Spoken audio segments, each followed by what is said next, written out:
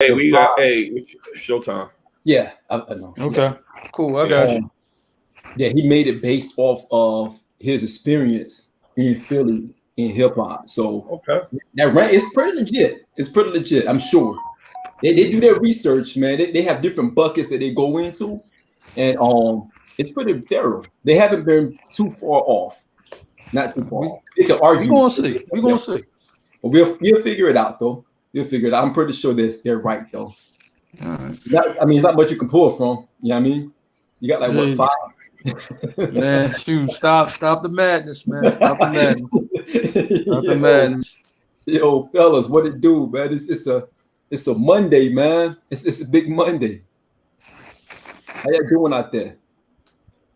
8 o'clock came quick as shit, and they got a lot going on, man. Y'all know everybody's phone is fucking blowing up right now. We're gonna get into free agency, but boy, this has been a Monday, bro. Bruh. I mean, what topic ain't blowing up? Like, you know what I'm saying? I mean, it's too much going on. Like, you know what I'm saying? It's too much going on. That's all I'm gonna say. I don't even know how to start this thing, how to go into. I don't know where to go with it. Like, honestly, it's just so much going on right now. So, hey, let's just get into it. So, first of all, how y'all weekend been, man? Start with you, Merv. How was your weekend, man? Man, it's harder than a motherfucker. I talked to the devil about 3 days a goddamn week. Yo, this dude texted us over the weekend. He was like, yo, man, it's like 96 degrees right now. Feel like 98. I'm like, yo, it's really 101 right now in Colombia. What are you talking about? It is crazy out there. Hey, the entire time, Merv, I was sitting in my air-conditioned man cave / office, man. I was thinking my thoughts and prayers are with you, man. I just want you to know that. This stack's dirty, man. Did your AC continue to work? I was hoping that shit would break. It's on right now. Huh? It's on right now. I need to put on a hoodie. It's so cold in here. Don't worry. It's gonna break on a fucking Saturday night, and the fucking AC technician can't get to you till a Monday evening. Whoa! At 6 p.m. Why would you? Hey man, don't you put that evil on me, Ricky Bobby? And guess what? It's gonna happen on the first weekend of football. Boom. It's different. It be your own people, Mark, man. That's all I gotta say about that shit, man. That's an extreme hit right there, bro. People, bro. Speaking of Mark, how is it in Philly, man? What the waves are out there, man? Man, it's crazy. We got, rap street drama going on up in here. I'm still trying to make sense of it all. Once I get, for all the stories correct, I'll give it to y'all. But it's just a lot going on.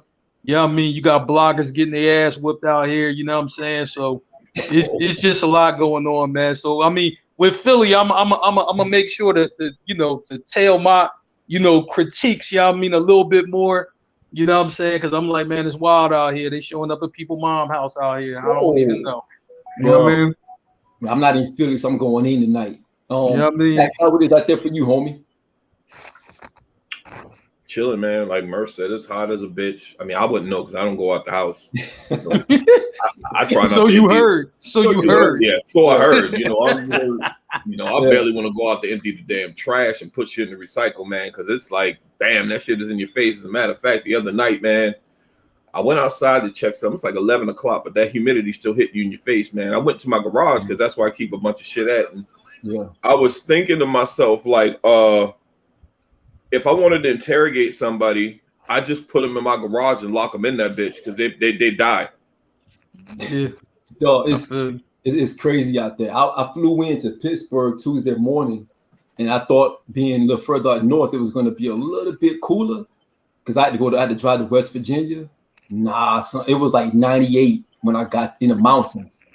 I thought I was going to make it. I was in that mode like this. Merv calling me. I'm like, yo, I can't really talk. I'm sitting here like this the whole time going on these curves. I'm like, yo, but I got to get up out of here, man. I was nervous. Had to go through Ohio, back through West Virginia, and then fly back out of Pittsburgh, man. So it was a tough couple of days for the kid last week. I feel like it was forever though, man. So I'm just glad to be back home, man. Yeah, Marc still coming out to Philly. I got Philly in a couple. All right, cool. So, I mean, Shawn doesn't appreciate scenery, so that didn't interest him at all. Like seriously, like stuff like when people You know, like I mean, if you fly to like Vegas or LA, they say, yeah, you know, look at the Rocky Mountains. Like, no, I'm not going to look at that. I mean, I have no interest in looking out the window at some mountains. You know what I'm saying? So that's man.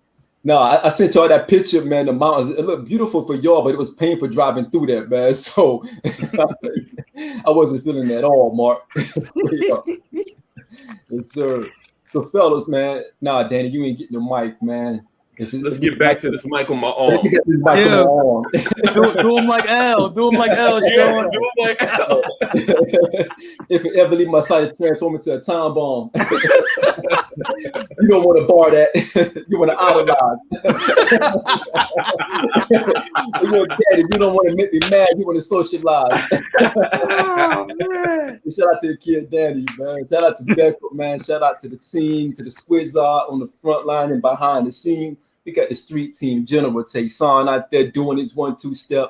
Shout out to Tina B. Shout out to Blast. Shout out to all of our family, man. Shout out to everybody who's rocking with us. We have a deep show tonight, man. We have a debate show tonight on sports and hip hop. We're doing it different tonight. We're going to go straight into it. I mean, it's a lot, man. We got some guys who came at us saying they want to debate. It's really the gunshots for Merv. They got some ammo for Merv. So we're going to bring my man on tonight to debate us on this NBA topic. And we're going to get into our own little bag.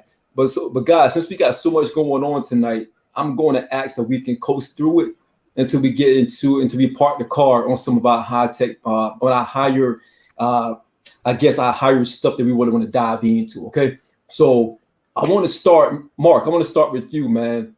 Mm-hmm. Let's go ahead and get into, there was a report that came out late last week and kind of hurt my heart, man, because it was around Marvel and Scarlett Johansson versus Disney, man. The streams of, Disney Plus was really big.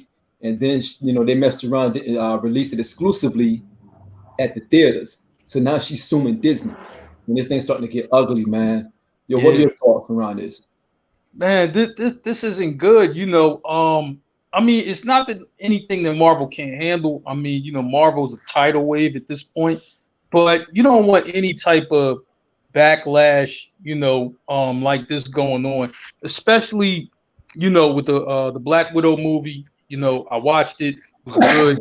You know what I'm saying? It's going to go into the Hawkeye series that is coming up. And, this is the last thing you want, because I'm just like, this isn't like a one-off movie, just throw it away. You know what I'm saying? Like, what was that, Dark Phoenix or whatever? It's not like that. This is actually connected. So, you know what I'm saying? It's unfortunate. You would hope they could work through this, right?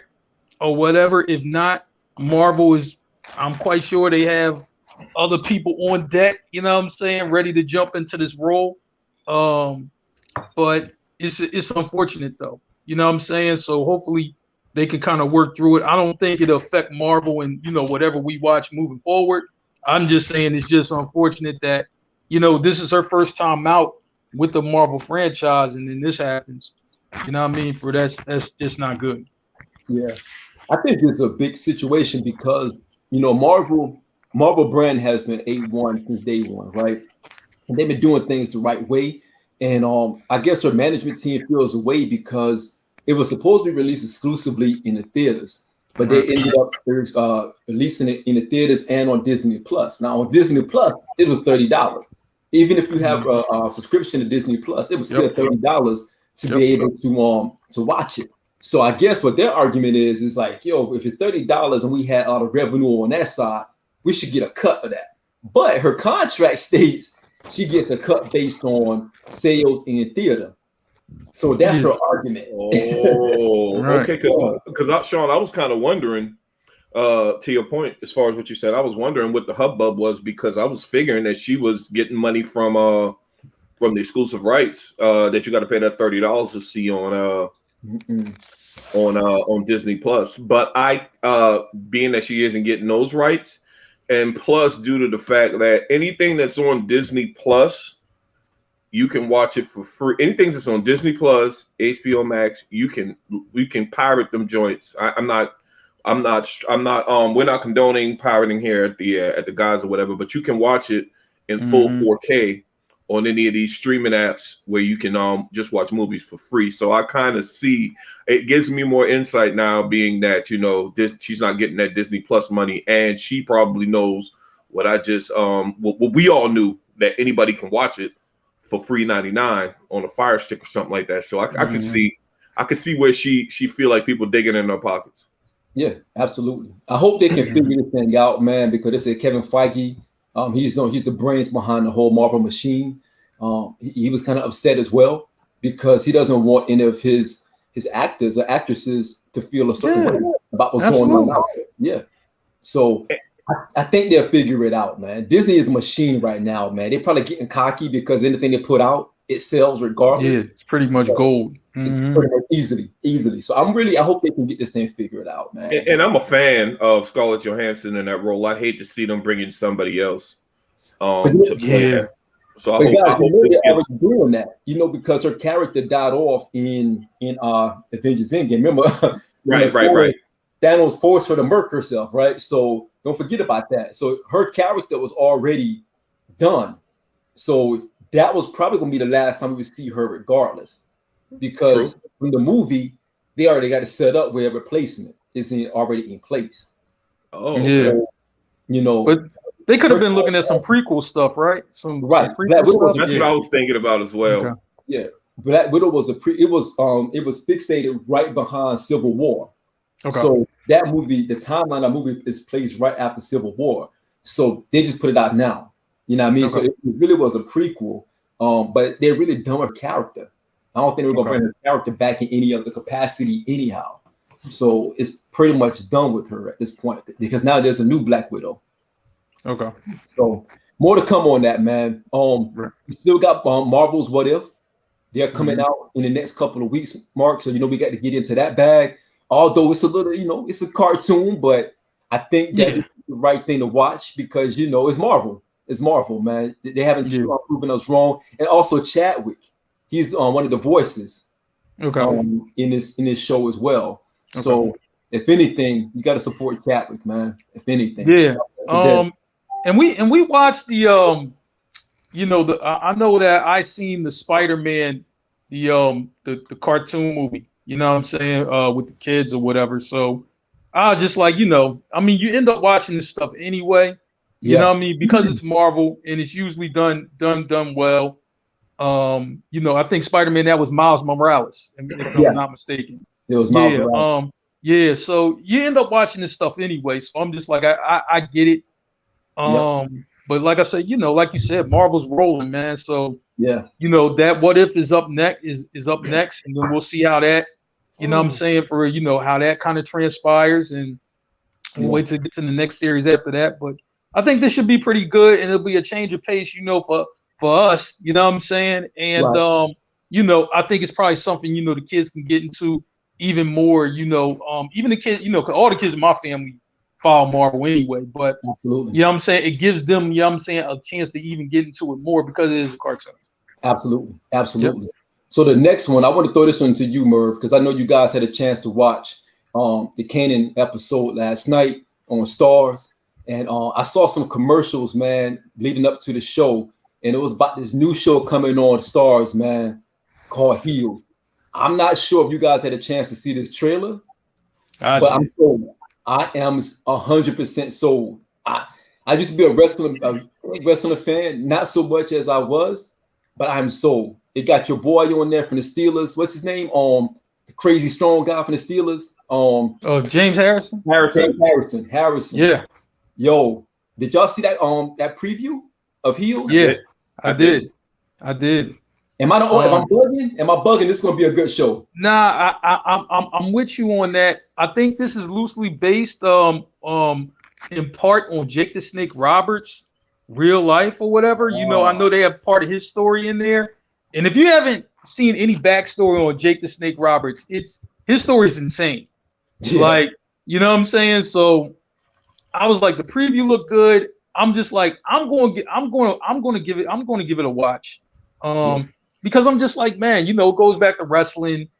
You know what I'm saying? I'm just like, man, I think any era You know what I'm saying? You know, it is. You know, you watched. I mean, you had your era where you watched it, and I see. You know, like when I kind of got out of it, and the youngins kind of got into it, then I seen their era. You know what I'm saying? And then you know what I'm saying. So you know, you even when you don't keep up with it, it's still easy to keep up with. Even if you just like, oh, all right, you know, they watching it. All right, cool. Let me tune in. And then boom, you know what I'm saying? You'll see something and you'll be like, oh wow, that's crazy. You know what I'm saying? So this looks pretty good, man. You know, I'm going to check it out. I'm going to check it out as well. Oh, go ahead. I didn't know that Jake the Snake element of it. I mean, Jake the Snake, I mean, he's not up there with the Hulk Hogan and Ric Flair, but he is a wrestling icon all time. From our era when we were kids growing up watching whether it was NWA, WWF. I think he actually was on both at some point. So you had me at as far as this show, if it's loosely based on Jake the Snake, you had me at Jake the Snake, to be perfectly honest with you, even though I think that Arn Anderson has the better DDT than Jake the Snake. Merv, I don't want to hear what you got to say because I already know what you're going to say. You pro WWF. Yeah, I mean, I said that for you because I already knew you were gonna have that damn look on your face, like your mood changed and shit. But I said what I said, nigga. Is WWF over WCW all day? Not until the NWO came. Yeah, y'all done with the NWO. Right.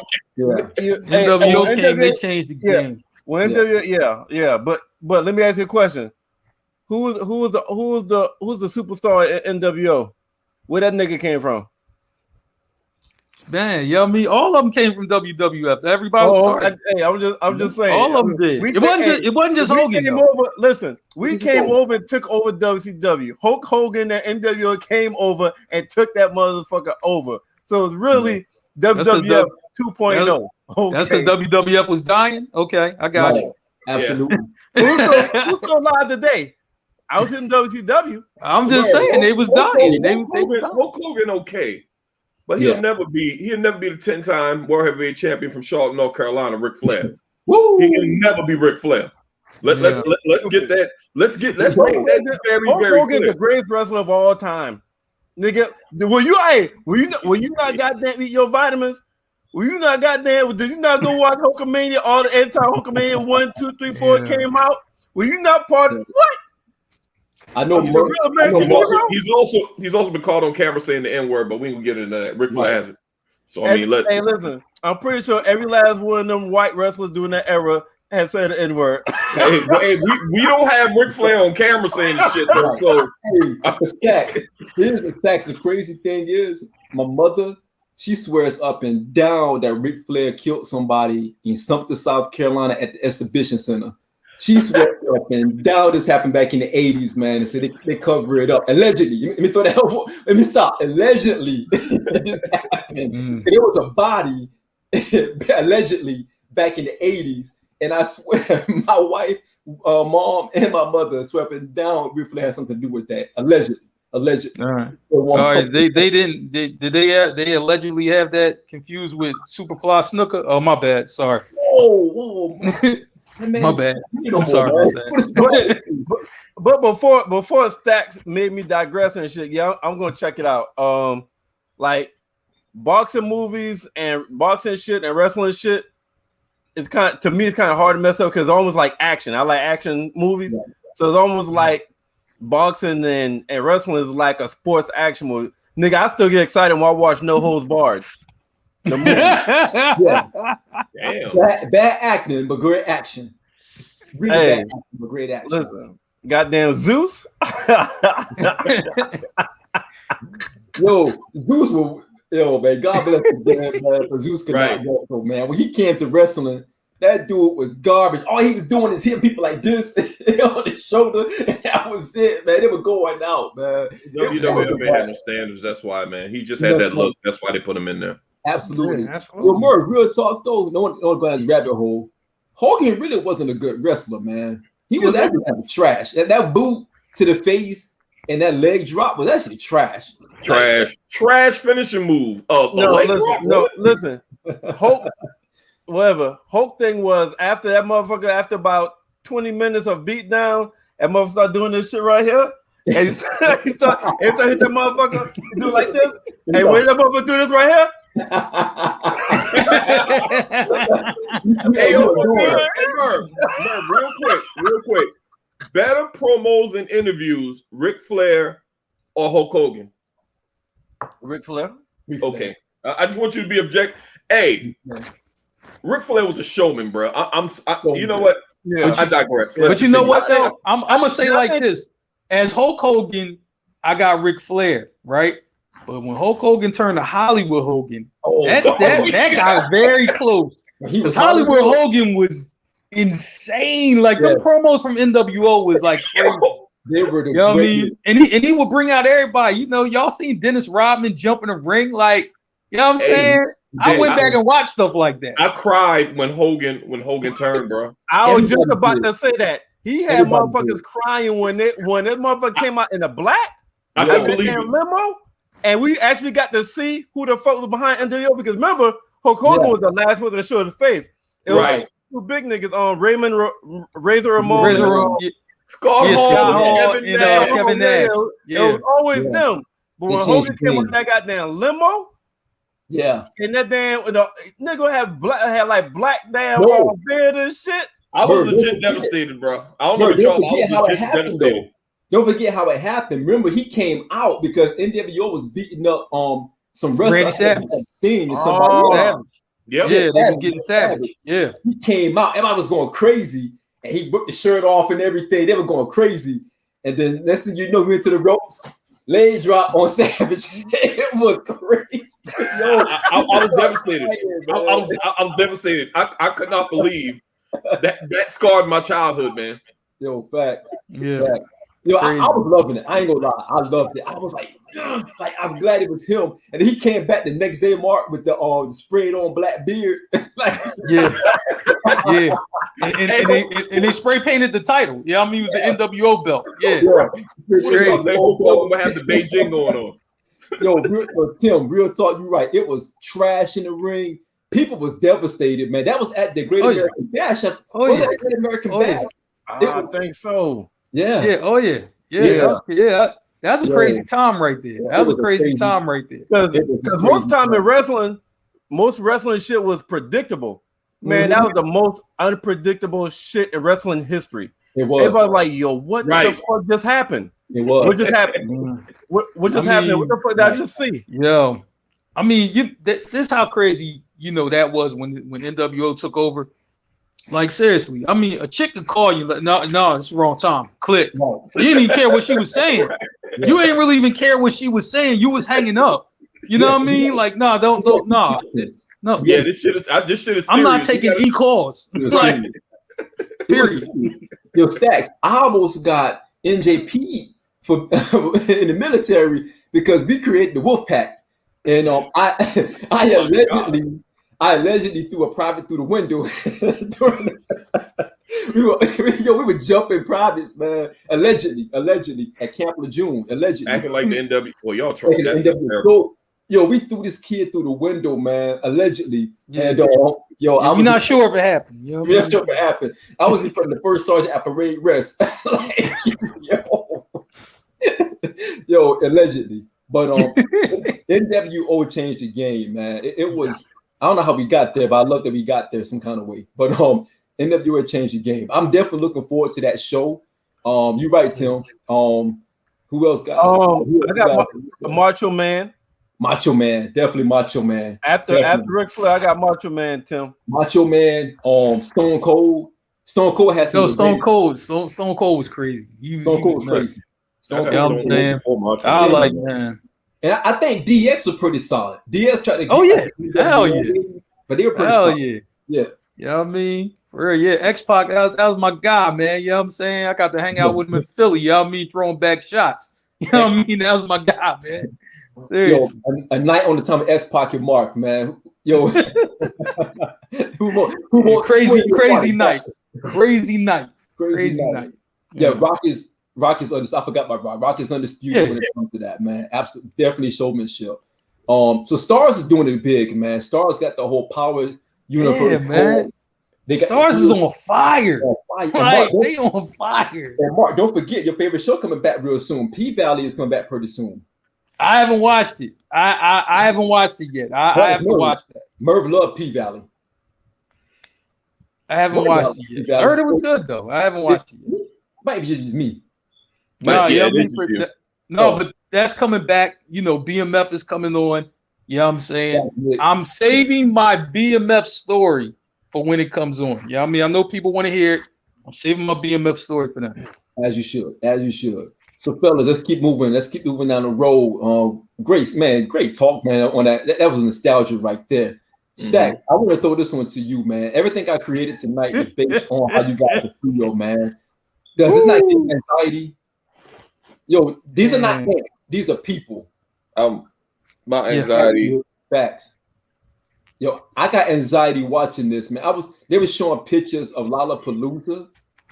Yo, yeah, we ain't never gonna get right, man. If this continues to happen, I don't know how we're gonna get right. Dude, look at all the people.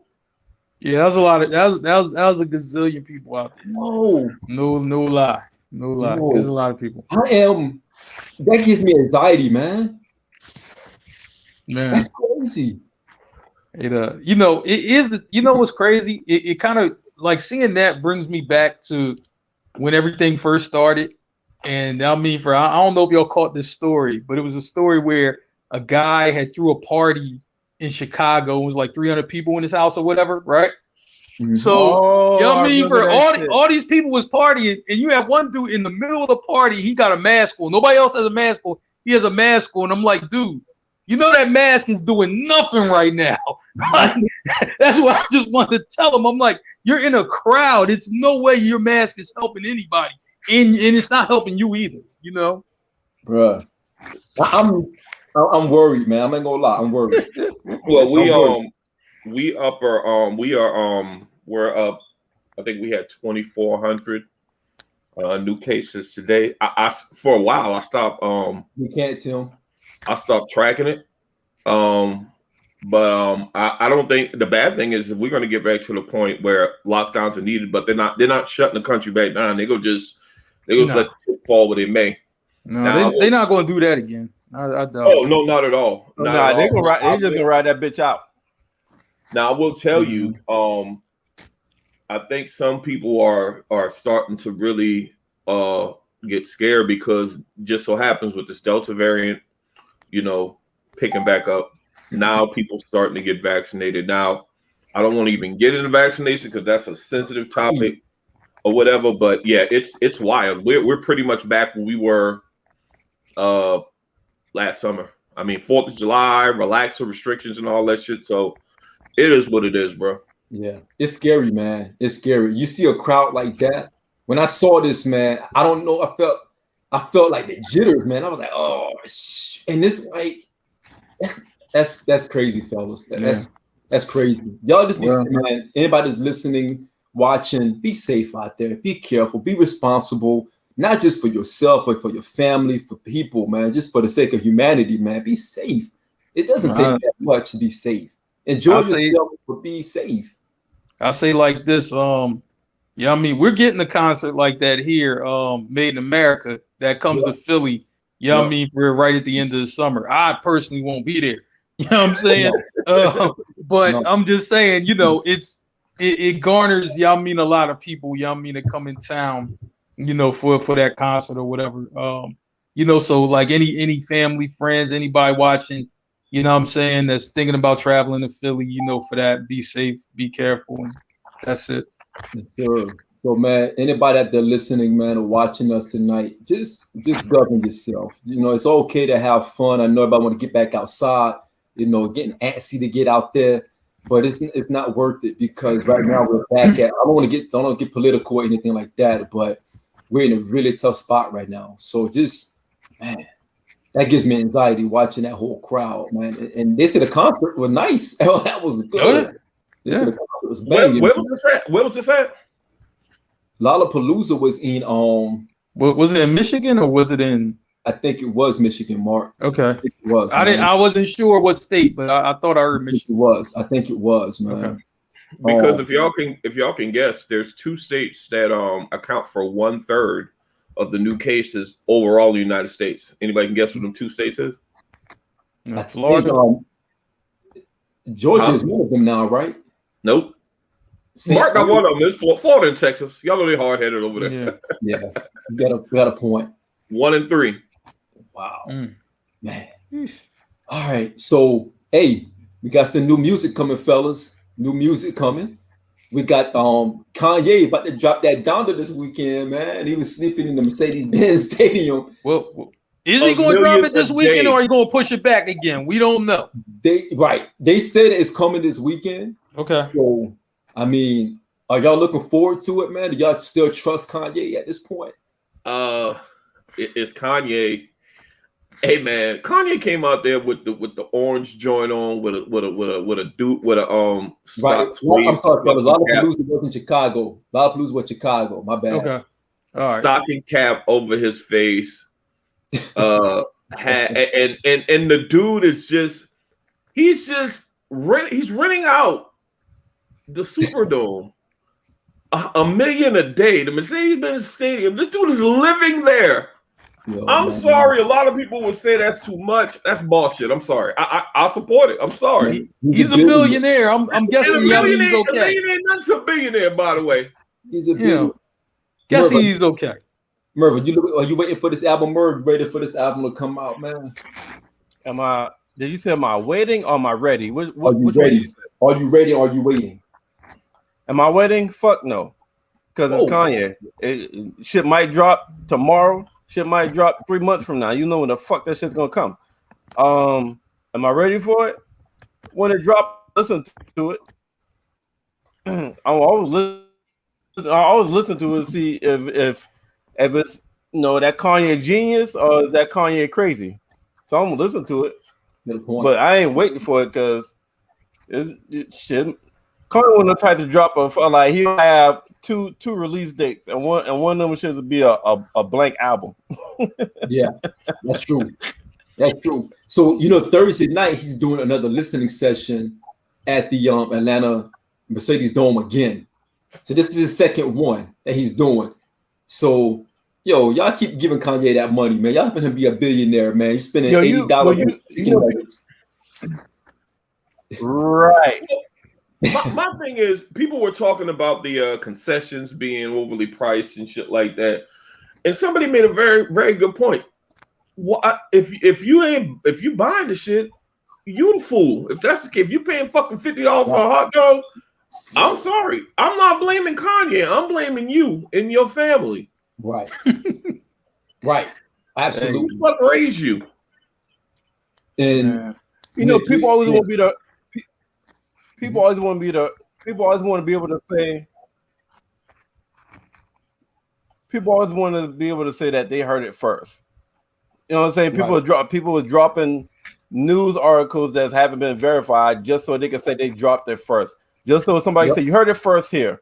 Just so somebody can say I heard it first. Right. And just because of that, people would go to the extreme. Just people would say first.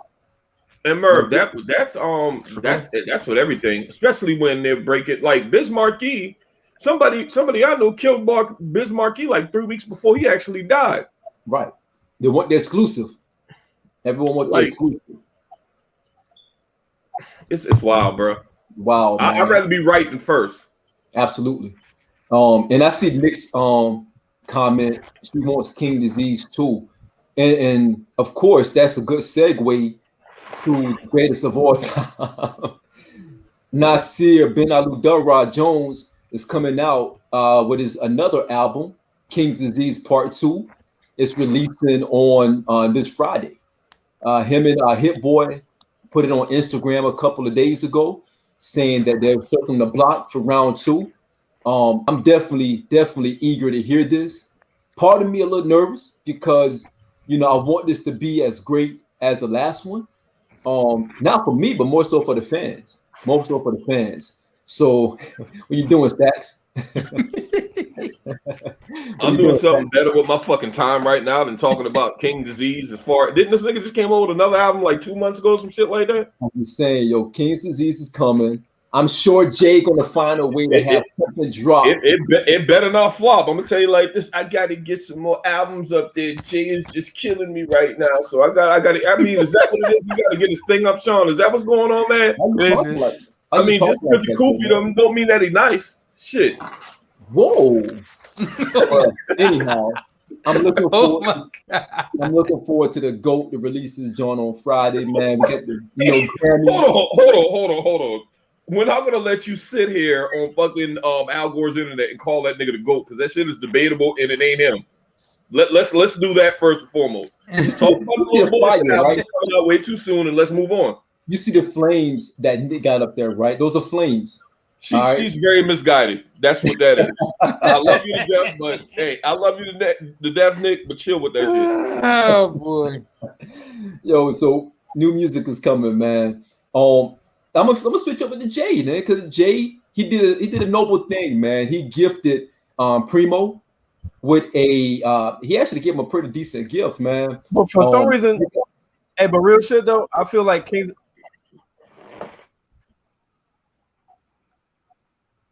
You feel like what? You feel like what?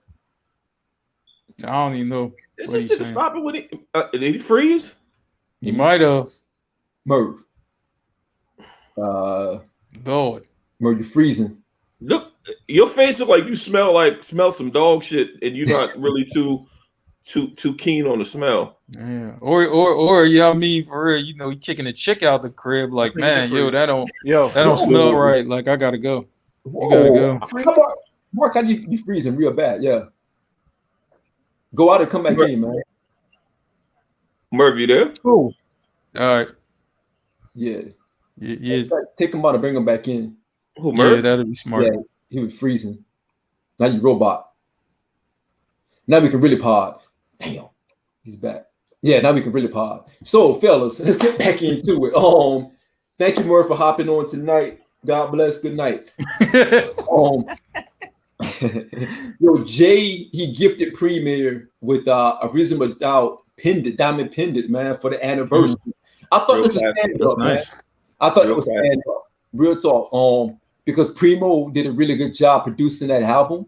It was probably he did some tracks on there, right? Yeah, he did. He did some tracks on there. Yes, Nick, he is on Donda. Verse is very average, very mediocre. But nonetheless, he was on Donda. But yeah, you just can't help yourself, right? Average. It was average. It was average. Okay. You might see how you said we might see a Watch the Throne Part 2. You never know what we do. His whole who. That's what he said. But yeah, he was on that joint, Nick. Tell you what, Nas ain't shit without Hit Boy. Let's just call it what it is. Since we taking that, we ain't shit without Hit Boy. This guy crazy, man. He is absolutely fortunate that Hit Boy came along because he ain't shit without him. Of course, it wasn't feeling Nick. No, it was trash. It was like it was of course, it was Stacks. Yo, you might see on too. Who is who? It's me, Hove. Ooh. Like, what was that, man? Like, yo, he said, ooh. Yo, Marc, that's bad as he said, uh-oh. Remember when he had the Nas this, so he came out, uh-oh. Like, Nelly. I'm going to remember all this shit when King Disease 2 go double fucking wood. I'm going to remember all this shit. Look at T-Song, man. You guys can tell him Stacks. Yeah, get him Stacks. This is crazy. Nick crazy, man. They said, uh-oh. Yo, Nas said when he said, uh-oh, he knew it was over. He was like, oh. This nigga want Nas to be as good as Jay-Z so bad, man. God damn. Yo, Merv, you back, man? You back? Wave your hands. Good. Merv, do this. We can know you're good, man. You were a robot earlier. Yeah. He straight that motherfucker just ain't saying nothing like he a deaf mute or some motherfucker, man. Do a sound like this like that. Do you understand what this means? Bark 2 times if you understand what the fuck this means. Y'all is nuts. Y'all is nuts right now. Yo, Stacks start early, man. So Mark, I'm gonna throw this back to you, man, because everybody think Mark looked like Raekwon, man. I used to call Mark Raekwon back in the day, man. When I first met Mark. So Cuban Links 2, 26-year anniversary, man. The classic.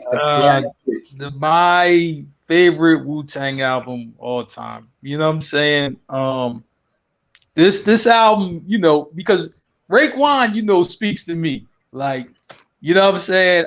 He's from New York, for real, you know, and all of that. But he speaks for to me like I'm like the Philly version. So, you know what I'm saying? You know, like, cause that's how he rap. You know, in this joint, that's what it was. It was just like, yo, man, we got the jewels on, we got the jewels on, and we got the cars and all that shit. You know what I mean? And the flashy shit. And, you know what I'm saying? I was just like, at that time, that's the shit I was going for too. You know what I'm saying? Right. I was like, man, I want that shit too. Right. I was just like, man, you know, it kind of, but the album itself, I'm like, man, you know, the beats, it was something different when it came out, because I'm just like, it was even different from, you know, what you would hear from Wu. You know what I'm saying? Like, it was very different. Like, the beats at that time was stuff I never heard before. I'm like, I never heard that type of beat before. I'm like, and you know, and back then, especially when you're a hip hop head, you trying to find out where the sample came from, where this came from, and all of that. You know what I'm saying? So you trying to find all that out, you know what I mean? Or whatever, like, yo, who did that, John? Whatever, right? Because I ain't never hear it. You know what I'm saying? And then just, you know what I'm saying, the chemistry between him and Ghost, which I think is excellent. I think that's the best chemistry of any rap duo I've ever heard.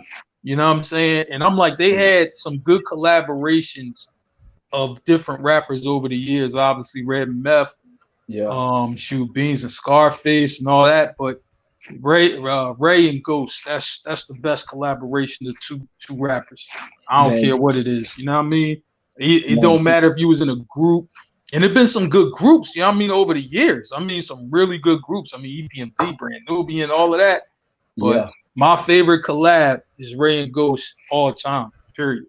Yes. I see two put out.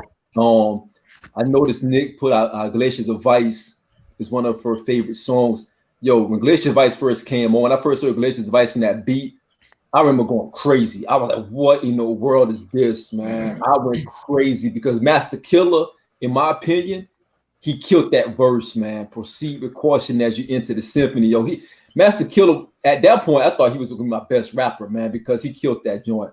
But then I saw Rika put out that Verbal Intercourse. And you know who led the verse in Verbal Intercourse, that first verse, man. So police paying me to give him my gun. You know what I mean? Yo, that's nuts. That's nuts.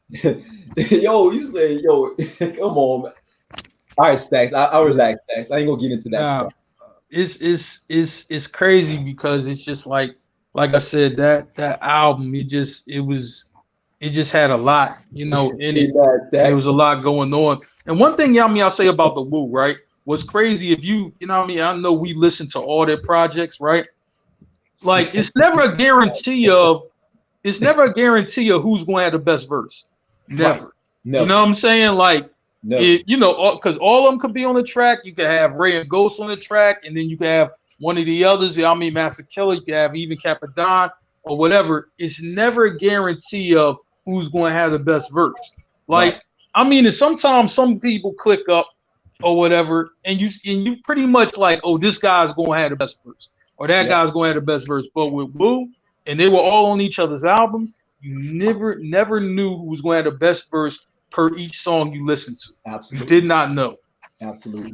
This album, the Purple Tape, as we call it, if you got two guys out there that's just starting out in hip hop and they want to, I don't give a damn if it's in 2021, if you got two guys that we want to be a rap duo, give them the Purple Tape.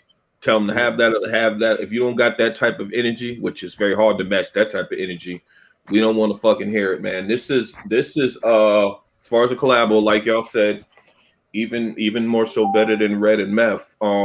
These guys they just mesh well together. Anytime these two are on the track, you know it's going to be fire.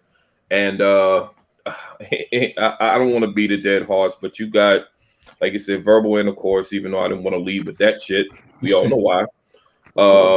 Ice cream, like y'all. Just the track list, man. I mean, this album. Can it be also simple? Heaven and hell. I mean, rainy days. The album, the album is timeless. It's still a good listen 26 years later. Yep. A lot better than all the shit that these young. You know what? I ain't gonna do that. I can do that this show, but it's a classic. It's something you always can listen to, ride music and all that shit, man. So give it up to these brothers to still have a certified hip hop classic. It's still a good listen 26 years later. Man, this album cover is probably one of the dopest album covers in hip hop history. I'm going to redo this album cover with my daughter at some point. We're going to figure it out, but we're going to take a picture just like this at some point. This album cover is inspiration to me on many different levels because you see the unity. Like this was the first time a solo artist had a featured artist on his album for the entire album, because it was like a movie. It was Raekwon featuring Ghostface Killah, you know what I mean, as on the album. And this is to me, this is one of the dopest album covers that I ever seen, man. Like honestly, I used to always, I had the Word Up magazine and the Source magazines. I remember tearing out that album and putting at the album cover and putting on my wall, because it was just, I thought it was like something I've never seen. Even the back cover of the CD, this picture right here, I was like, man, these guys are just different, man. Like, these guys are just different, man. So, I'm glad that Raekwon is getting his flowers every single year to celebrate and commemorate the Cuban Link album. Man, classic joint. Let's not forget about the verses, man. Where it just showed that like these dudes they know each other verses. You don't. I mean. Yeah. It was all love, man. That versus was one of the best. Yeah, I agree. Ghost is my favorite rapper of all time. So I mean, it just Ghost is 1A, Nas is 1B. To be quite honest, I've always been a Ghostface Killah fan. I've always said it. But Ghost is my favorite rapper of all time. Always been. This dude say the strength of 80. He said midgets injected with strength of. No, he said the gorillas injected with strength of 80 midgets. How you put that in a verse? He said gorillas injected with strength of 80 midgets. I don't even know how you think of something like that, man. Ghostface is ridiculous, man. So let's keep on moving on, fellas. Merv, you good out there, man? You been having some freezing up problems, man. He's meditating. I think he's freezing again. It looks like he's getting some good dome or some shit. I don't know what's going on. First, it looked like a chick was over the crib smelling foul. Now he looked like he's getting good dome. I don't really know what's happening. You know what I'm saying? This is his expressions. I'm just saying, It's gracious. So let's get into our first main topic, man. The Drink Champs. The Drink Champs interview with Beanie Mac. Beans. B-Mac. Siegel is the name that they gave me.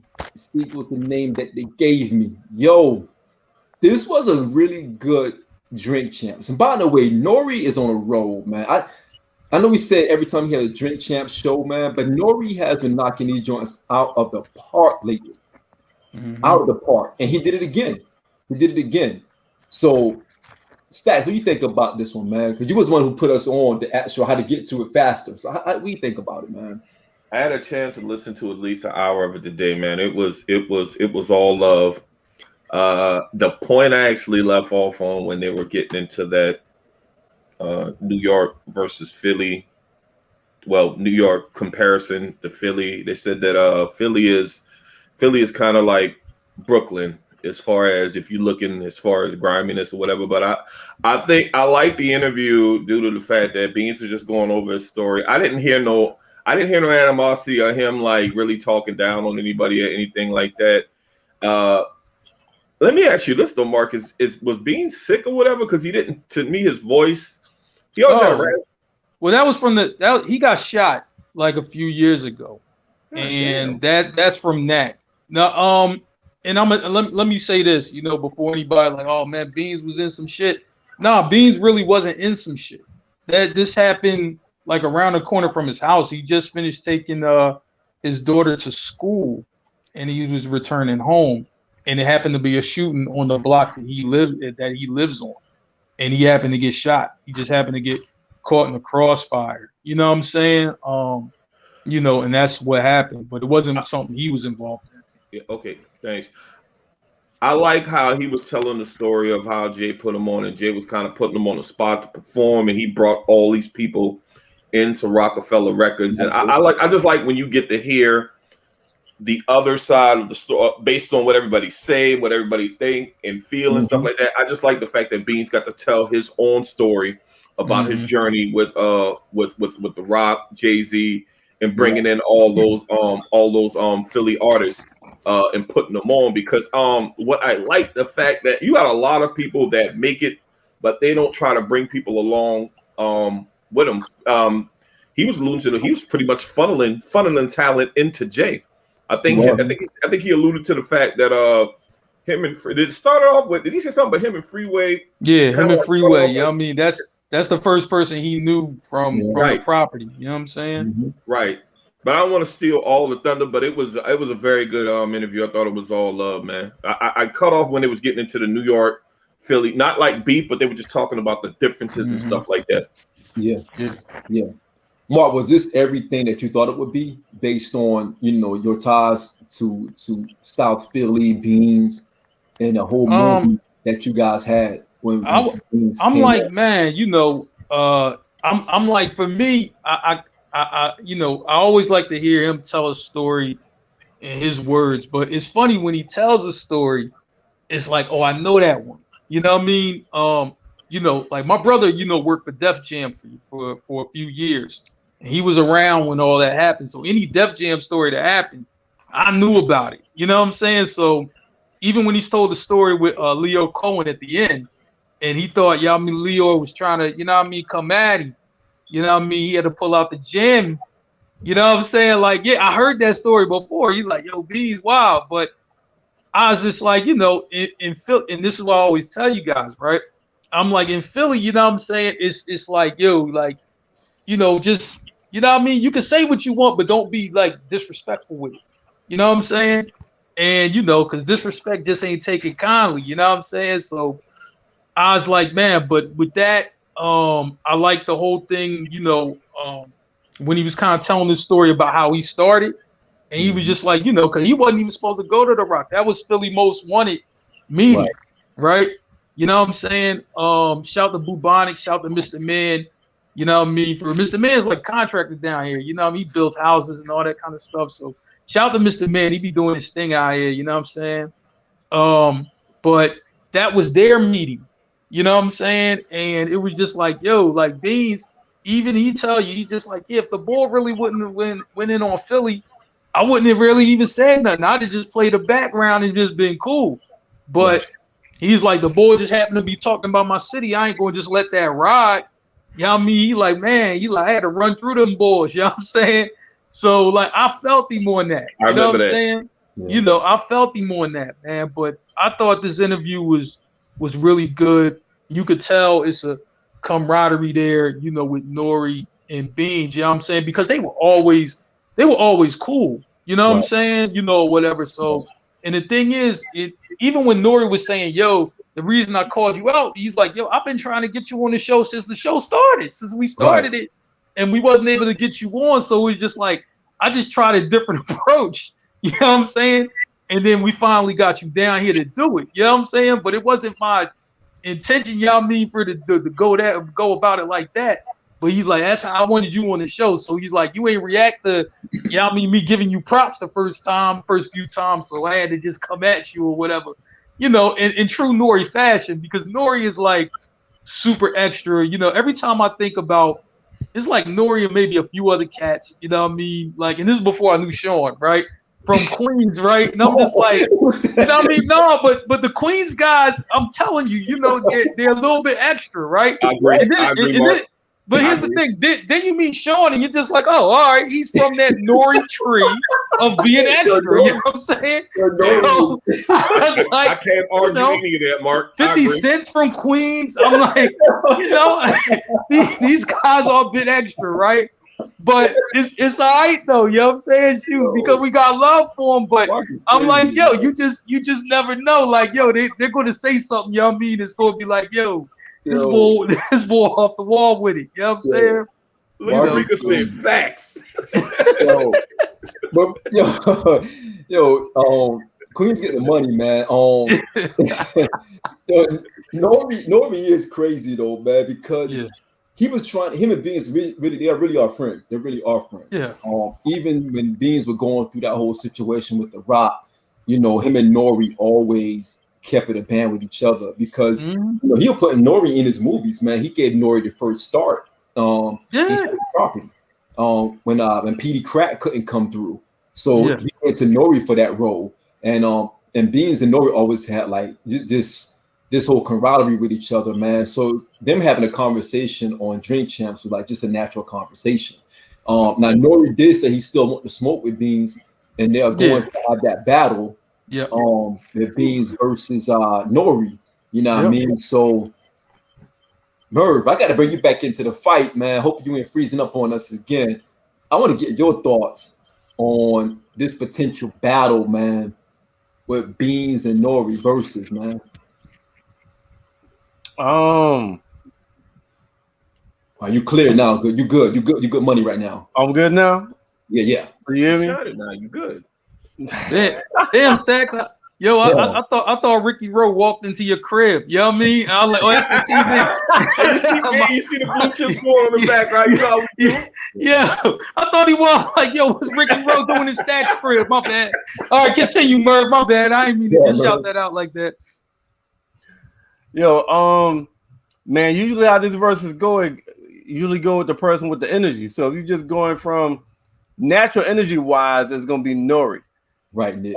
Beans gonna have to like dip in the Rockefeller dynasty bag to be able to match the energy with Nori in his verses.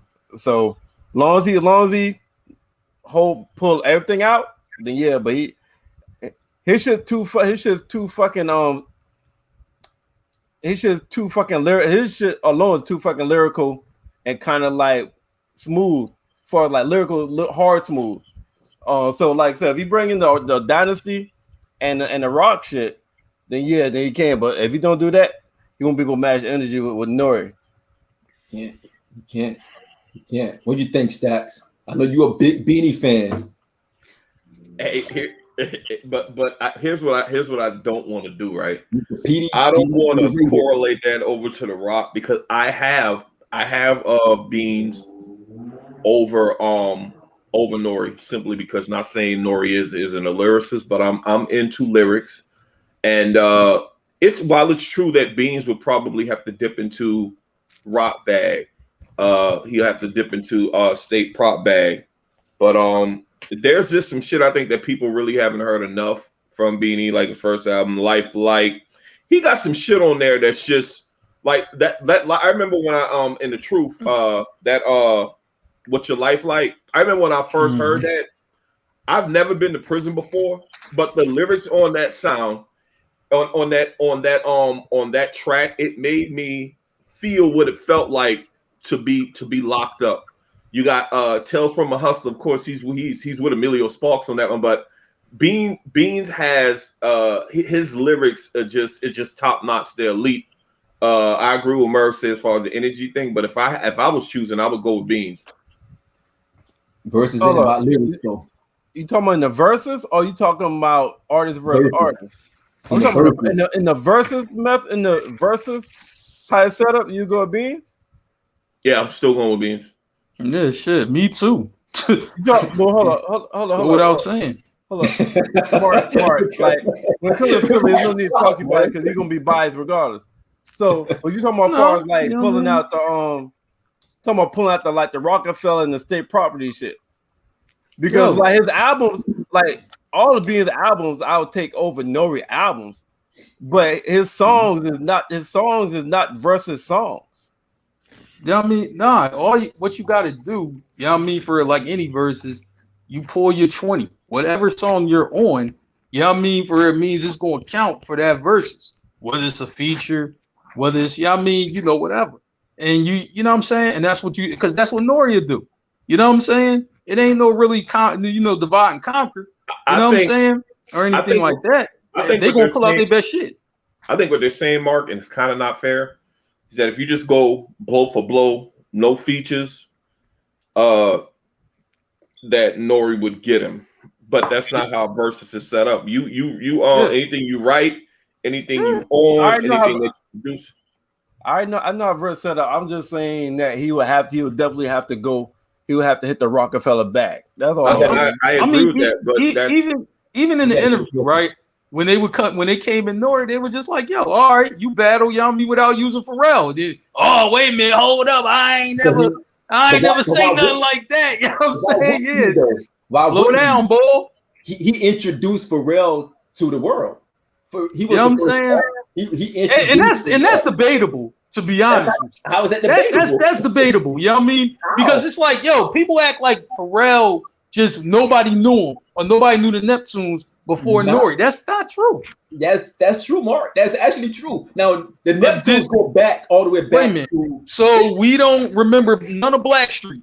We don't remember none of that shit. How many people know that though, Mark? How many people know that? You know what I'm saying? All right.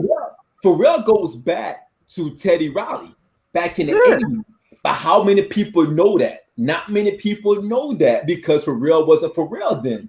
Pharrell became Pharrell when you talking about Super Thug. When you talking about, but you can't say, yeah, but you can't say, yo, you can't use this, but it's cool for me. No, the only thing Nori was saying was, if you're going to battle me, you're going to have to lean on your rock bag. You're going to have to lean on Jay. He is the rock. He is rock. Jay is the rock. Whoa. No, when I'm saying he is rock, like a lot of his shit came from Rockefeller. That's what I'm saying. Like, if you look at his records, like, you know what I'm saying? No, I get what you're saying, but Nori was saying, don't bring Jay into the battle when it's you and me battling. That's what he was saying. But you know what though? And I'm gonna tell you one thing. Here's the thing, right? When they say don't bring Jay into the battle, right? I'm like, man, when you think about Beans, right? How many records y'all mean for was Jay on with Beans? You know what I mean? It wasn't all that many. It wasn't that many. It wasn't that many.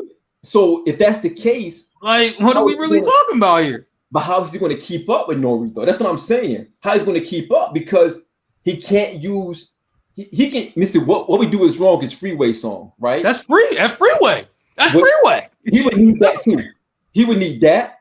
He would need a lot of the stuff that he would need that joint on on my way to. He would need all of that. I think Rock Mike is state property. Be features.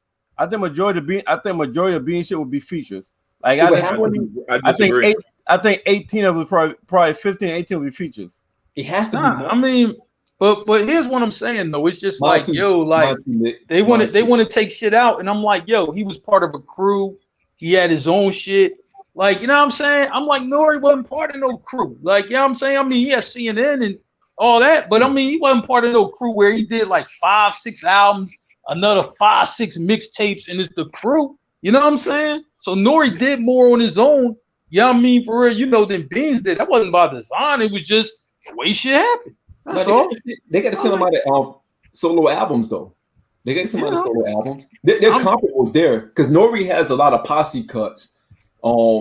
That he can go into, but he said he's going to use his personal catalog. He may dump into some CNN stuff because that first CNN album. Of course. I mean, how do you not? Yeah. But I'm just saying, shoot. If I'm Beans, you know what I mean, for a shoot. If I'm Beans, this is what I'm doing. You know what I mean? Hey, Nori, you know what I'm saying? You want to take this L, you know what I mean? Because this is the song that we was on. You know what I mean? I play Bad Man right in the mix. You know what I mean? Shit. And that's the song both of them did. You know what I mean? I'll be throwing that in the mix like a motherfucker. You know what I'm saying? And you could lose that round. You could lose that round. You'll take an L in that round. When Nori plays band for TV, you're not beating that. That's number one. You're not going to beat that. Super Thug, you're going to have a hard time beating that. You're really going to have a hard time beating that. Grimy, you're going to have a hard time beating that. only because of the energy of the music. You got to think about it, the production and the energy. Like Merv said earlier, I remember 1,000%. Beans catalog, lyrically, Beans is superior to Nori. So Beans, y'all mean shoot. So like I said, it's any joint you want. Like, man, y'all mean Beans pull out money cash hoes? Like, come on, man. I mean, that's his song. Huh? That's not his song. But it's his verse. What verse? It's his verse. Who verse? He's on Beans. You don't money cash hoes. You on that? You on what we do? Y'all mean first? Huh? But these are on money DMX. That's actually DMX. Oh man, y'all mean damn y'all. Oh wait a minute, hold up, wait a minute. I know a bunch of rap guys on here. Ain't we ain't hear the remix? No, we didn't. Oh, all right, my bad. I thought y'all heard that. My bad. I thought y'all heard that. I thought y'all heard that because he had the best verse on the joint. You know what I'm saying? Again, I know the remix you're talking about. No, listen, I know the remix, but why would you play that? That's not his record. It's his verse. If you have to lean on that, that's what Nori is saying. You have to lean on other things to beat me. You can't lean on your personal catalog to beat me. That's what he is saying. Here's my issue with that. Shawn. I'm feeling it's like stipulations. It's almost okay. Can Nori beat Beans in a versus without stipulations? Let's go there. Yes, because he don't have to lean. Ask that question again. He said without stipulations. Without stipulations, like him, like saying, like no, every verse. In the normal verses where any verse that you on, Beans will win because he's gonna have the Rockefeller bag. He's gonna have the state property bag. Beans gonna win if it's off the normal rules. Beans gonna win. You gotta have special rules for Nori to win. You know what I mean? Like when I was saying what I was saying, I wasn't trying to imply that Beans should not use songs outside of his own catalog. I was implying that he's going to have to lean heavily on songs out of his catalog. That's what I'm saying. He should, and that's how he's going to win. Hey man, listen. That's long as I get the win. Hey Shawn, I will say this. I don't think that y'all giving Beans enough credit for his albums, even the joints when he had nobody on it. No, we are. So what are you talking about? That's why we talking about versus style. We're not talking about his albums as quality. We're talking about versus style. He does not have songs that match the versus energy on how to win. That's why Fabulous got killed by Jada, because Fabulous was what he went with cool songs.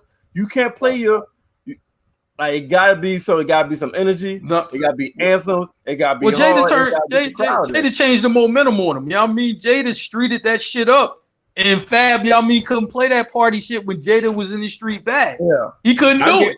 You know what I mean? I get what you're saying. Fab just had the wrong fucking format, man. To be perfectly honest with you. But that's what a lot of those guys have. Like a lot of those guys, they have the wrong. Like you would have to really curate a good playlist to battle someone who has joints that's going to resonate different. Like the Jeezy and Gucci battle, right? There is no way that Gucci Man should have been that close in the battle. A lot of people had Gucci winning that battle because one thing that Jeezy did that was wrong was Jeezy tried to show Gucci that he can play his own game and beat him, and he can't because Gucci had the streets. Gucci created a lot of the new sound that we hearing now, so he had that audience behind him. So Gucci was able to play joints that we probably don't hear in the mainstream, and all Jeezy had to do is play all of his bangers that we know about. What I'm saying is, like Murph said, also we know Beans' catalog is superior to Nori. All right, straight up, we know that.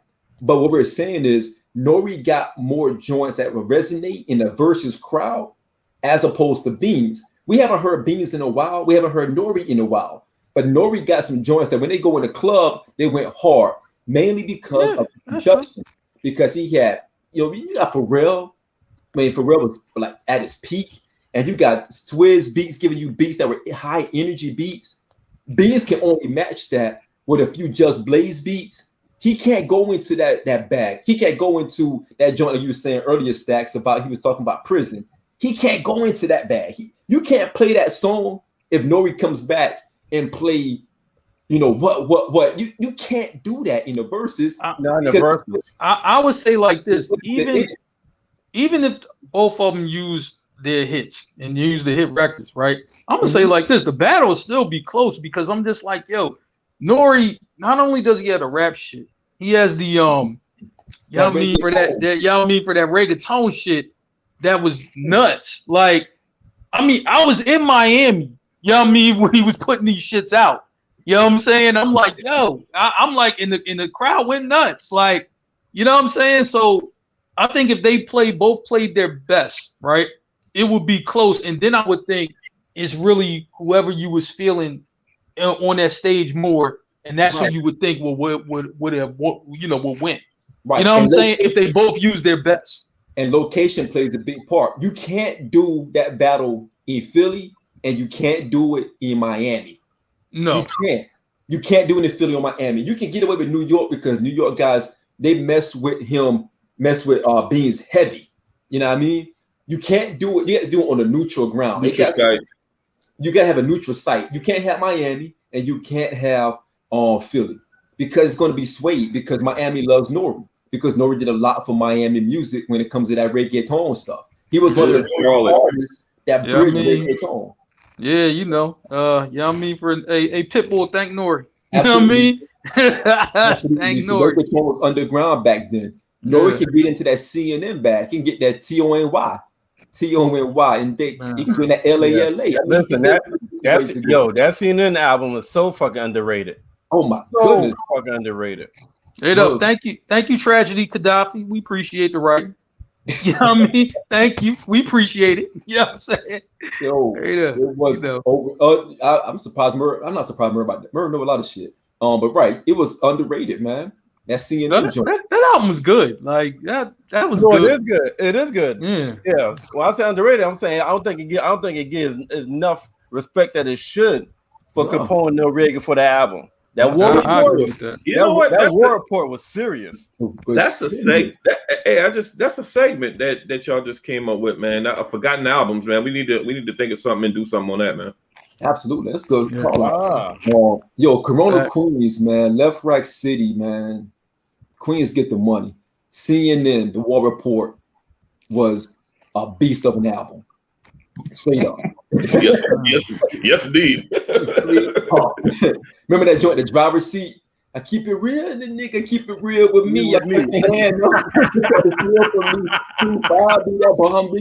Yo, I used to play that joint every morning when I woke up, man. Yo, yeah, I will be putting that. I will be listening to that bitch tomorrow. As you should. I was listening to it today, just in case Marc was tomorrow. Just in case Marc was going to get cute, I was listening to it today. So, yo. But Merv, I want to start with you, man, because we want to give a flower. Let me hear this list. I mean, not Merv's list, but this other guy who claims he's from Philly. So anybody out there who's watching from Philly or Pennsylvania or any small town in Pennsylvania, like Yorktown or whatever they call it, we want to give y'all flowers. You took a shot at Nick. He was riding for you earlier, but you took a shot at York. York, stand up. Does York stand up? All 10 of y'all stand up in York. Another shot.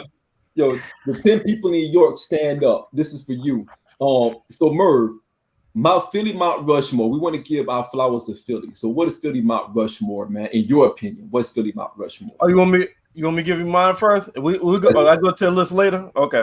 Let's give our Mount Rushmore first, and then we'll go back to that list. All right. So yeah, before I hate any shit, Marc, I'm not from Philly, so I ain't gonna have the same fucking love for everybody there like this. I'm gonna let all y'all going before I go. I ain't got one for that very reason. Marc is gonna trash y'all fucking list first. I'm just here to see the fucking fireworks go off and enjoy it. I'm probably gonna help him just to be antagonistic. Yo. Start smoking the camel cigarette. So I got smoke camel. I got Beanie Siegel. Okay.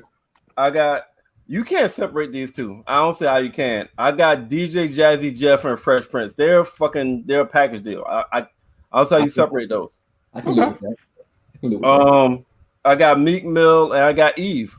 Whoa, that's horrible. That's a horrible Mount Rushmore. Where's Black Cloud from? Let me check the fucking internet.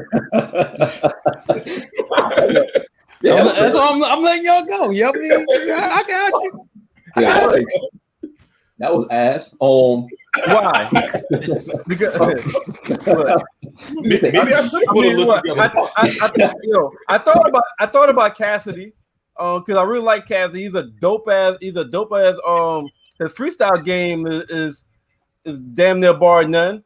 But as far as like, he's more freestyle. He don't really have no damn. What he means?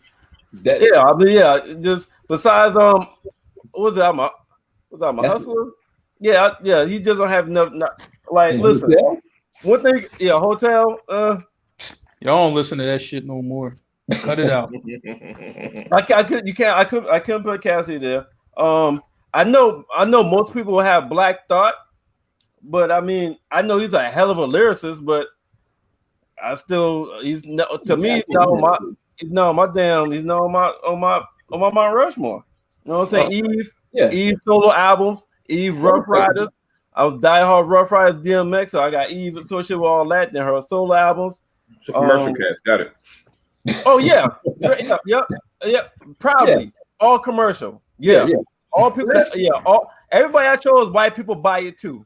Whoa. I don't care. Yeah. Yep. That was good. That was because that's what we want. White people to buy our shit, man. We need them. That was solid.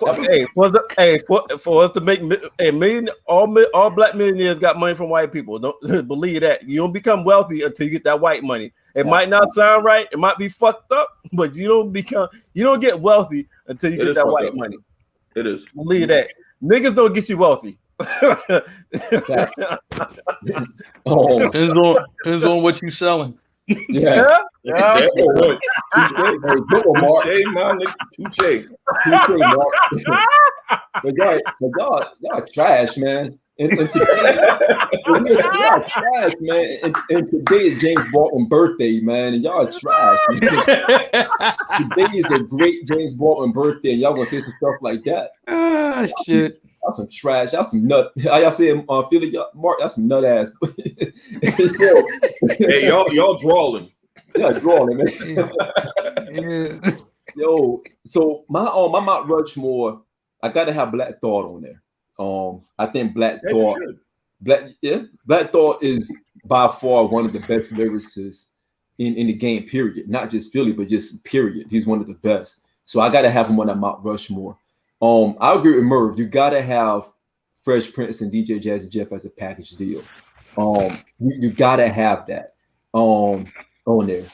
I got Beans on there because I feel like Beans was a great transition for Philly when Philly needed someone to ride, and he brought so much. You know, you bringing Freeway, you bringing State Property.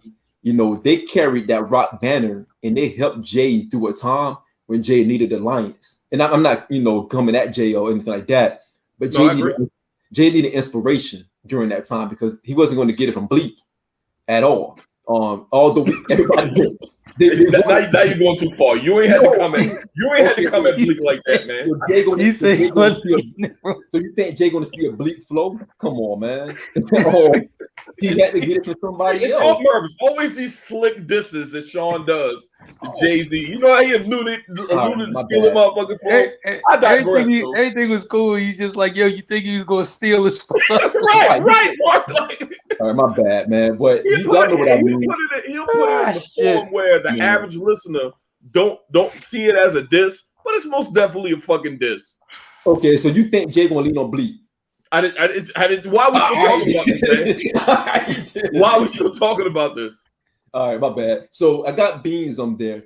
I'm being honest, Merv. I disagree with Cassidy. I got Cassidy on there, man, because I do think that Cassidy was Philly before a lot of guys started paying attention to Philly outside of that area, man, because Cassidy was carrying that banner hard when he was with the Rough Riders. And Cassidy was in a stronger position than a lot of those guys at that time because he was actually going platinum as a recording artist during that time as well. And that he fell off, absolutely, but I still think that he played a huge part. But part of me kind of leaning towards Schoolie D as well, because I think Schoolie D doesn't get enough flowers for being a pioneer out of Philly, where his reached all the way over to the West Coast. So I struggle with that a great deal. Yo, real quick, Shawn, the reason why I like the pick as far as Cassidy, because Cassidy, it seems like he covered all facets of hip hop, where it's underground, battle rapping, commercial, commercial success, and it seemed like he covered all bases. So that's why I would, if I had picked a list, I would have had Cassidy on there. Well, why you pick a fucking list? Don't try to come here and goddamn piggyback. What's your for, nigga? If I had pick a list, if I knew your list was going to be that shitty, I would have go ahead and pick one, man. I'm sick of carrying your ass.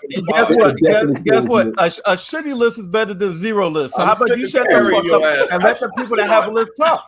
I should have said what I woke up this morning. Merv's list is going to be ass, so I need to come up with one. Right, there you go. If you ain't got the list, you can't talk. So you want to go? My bad, man. Goodness. Merv picked Meek Mills and Eve. Right. Oh, boy. My bad. Oh, so Mark, what you got, man? Before we get to Mark. Yeah, I want y'all to be done. Yeah, Before we get to Mark, listen. Real shit. So Cassidy was kind of the first one, right? But that nigga fall was so motherfucking fast and drastic. It wasn't fast. It was like this, and it's like a nigga a bomb blew up on a plane. Boom! It went like this, and it came straight down. Like so did Eve. I'm gonna get a little bit more into Cassidy's fall, but I'm gonna let y'all go. And so did Meek Mill. After Drake did the back-to-back, no. We were like, yeah. So me. All right, because they did records together after. So real shit. Let me ask you this, Shawn. And Stacks too. I was just fucking with you. But so between Cassidy and Meek, which one you feel has been more sustainable throughout hip hop? He says sustainable. That's that catchword, sustainable. Meek has been around. Meek managed to sustain more than him, but I would if I had four and I needed a fifth, and it was Cassidy or Meek Mill, I'm putting Cassidy on there. Me too. I don't think Meek Mill done enough to be in the pantheon. I'm not from Philly, so I'm only speaking as an outsider and as a fan. I don't know if he's done enough to be in the pantheon or Mount Rushmore of Philly. I'll be honest. So Eve done more than him. Black Thought has done more than him. The Roots has done more than him. I mean, let's be completely honest. I don't think Meek has done enough to be on the pantheon of Philly. Meek is now more. You hear more about Meek and his blunders than Meek and his music. You don't really. Like currently now, the nigga has he done hit the root. Right. He done hit the root, but right. The nigga came back. All right, he was before the Drake shit. He was popping. He had popping album with Nicki. He had some popping shit. Solo. He had some popping shit with MMG, Rick Ross. Yeah. Got buried by Drake. Then he came back. He came back with a hard ass album. After Drake, I think that's after Championship. That was a dope ass. I like that album. Is it a classic? Is it a 5? No, it ain't no classic. I liked it, but nigga, don't try to change the narrative right now. I'm asking. I'm not changing. I'm asking. Everybody doesn't do classic albums. Everybody can't do classic albums. But does he have a classic? I finally figured it out though. The reason Merv is trying to sell us on Meek so much because he's attached to Rick Ross. Merv is a diehard Rick Ross fan. That's why he riding for Meek. Nigga, you ain't slick. You ain't slick at all. That's why you riding for him so much. Yeah. Hey, that's Ross' best artist too. That's Ross' best artist too. So and hey, listen, and one other thing. This and this is a small point. But kind of I thought about it. Like, Meek got that one signature song that no matter when you play in a club, motherfuckers getting hype. Motherfuckers Dreams and Nightmares. Dreams and Nightmares. So he also got that one class song that it's damn near timeless. For a club wise. So like every time that shit, everybody started rapping that shit. Bar streetwise. Too. So that's how I end up putting on Meek over Cassidy. Man, you go to I'm gonna say like this: you go to a wedding in Philly, black or white, Dreams and Nightmares getting played in a fucking wedding. You know what I'm saying? Like, you can't really say too much more than that. I mean, hey, but hold on. So, hey, but check it. Before Mark goes, let me give y'all the ranker list. Before Mark, please do. All right, so Shawn, that's why you're gonna be upset. I don't know how Mark is X Factor. I don't know what the fuck his thought process is gonna be. But so, number one, they got Meek Mill, number one. They got Lil Uzi Vert, number two. I figured that list is not number one. They got that list up out of here. They got Black Thought, number three. Wow. Beanie Siegel, number 4. Will Smith, number 5. I'll do the first 15. Will Smith, number 5. PNB Rock, number 6. Eve, number 7. Cassidy, number 8. Lil Dicky, number 9. DJ Jazzy Jeff, 10. Schoolie D, number 11. Corrupt, number 12. Forgot about Corrupt. Lisa Lopez, number 13. Left eye. Yeah, left eye. Lil Skies, number 14. Freeway, number 15. Oh my God! Hey, they got Tierra Whack, number 16, and AR Ab, 17. Bahama Diaz, number 19. Young Chris, number 20. They let a 20-year-old kid make this. Man, they put can I throw a disclaimer out here? Listen, AR Ab or any affiliates with OBH, we did not make that list that my co-host Merv made. Just in case, y'all mean for it. Yeah. Listen what I just listen what I said. I said y'all mean for the list that they made. We're not responsible for that. You know what I'm saying? I don't want. Hey, listen, I don't need to get a Rankings.com. Rankers.com. Rankings.com. So OBH, take it out with Rankings.com, not with me when you see me in the street. Thank you. Appreciate it. They got Young Chris on the list at number 20. Sheesh. Okay. That list was trash. That makes sense because Young Chris, he wrote for Jay. So that makes sense. That list was trash. All right. Yeah. Everybody got on here. What the fuck, Shawn? What happened? Never mind, man. You had that shit, Merv, right? What happened? Never mind, man. Stacks, man. Stacks tripping, man. Stacks tripping.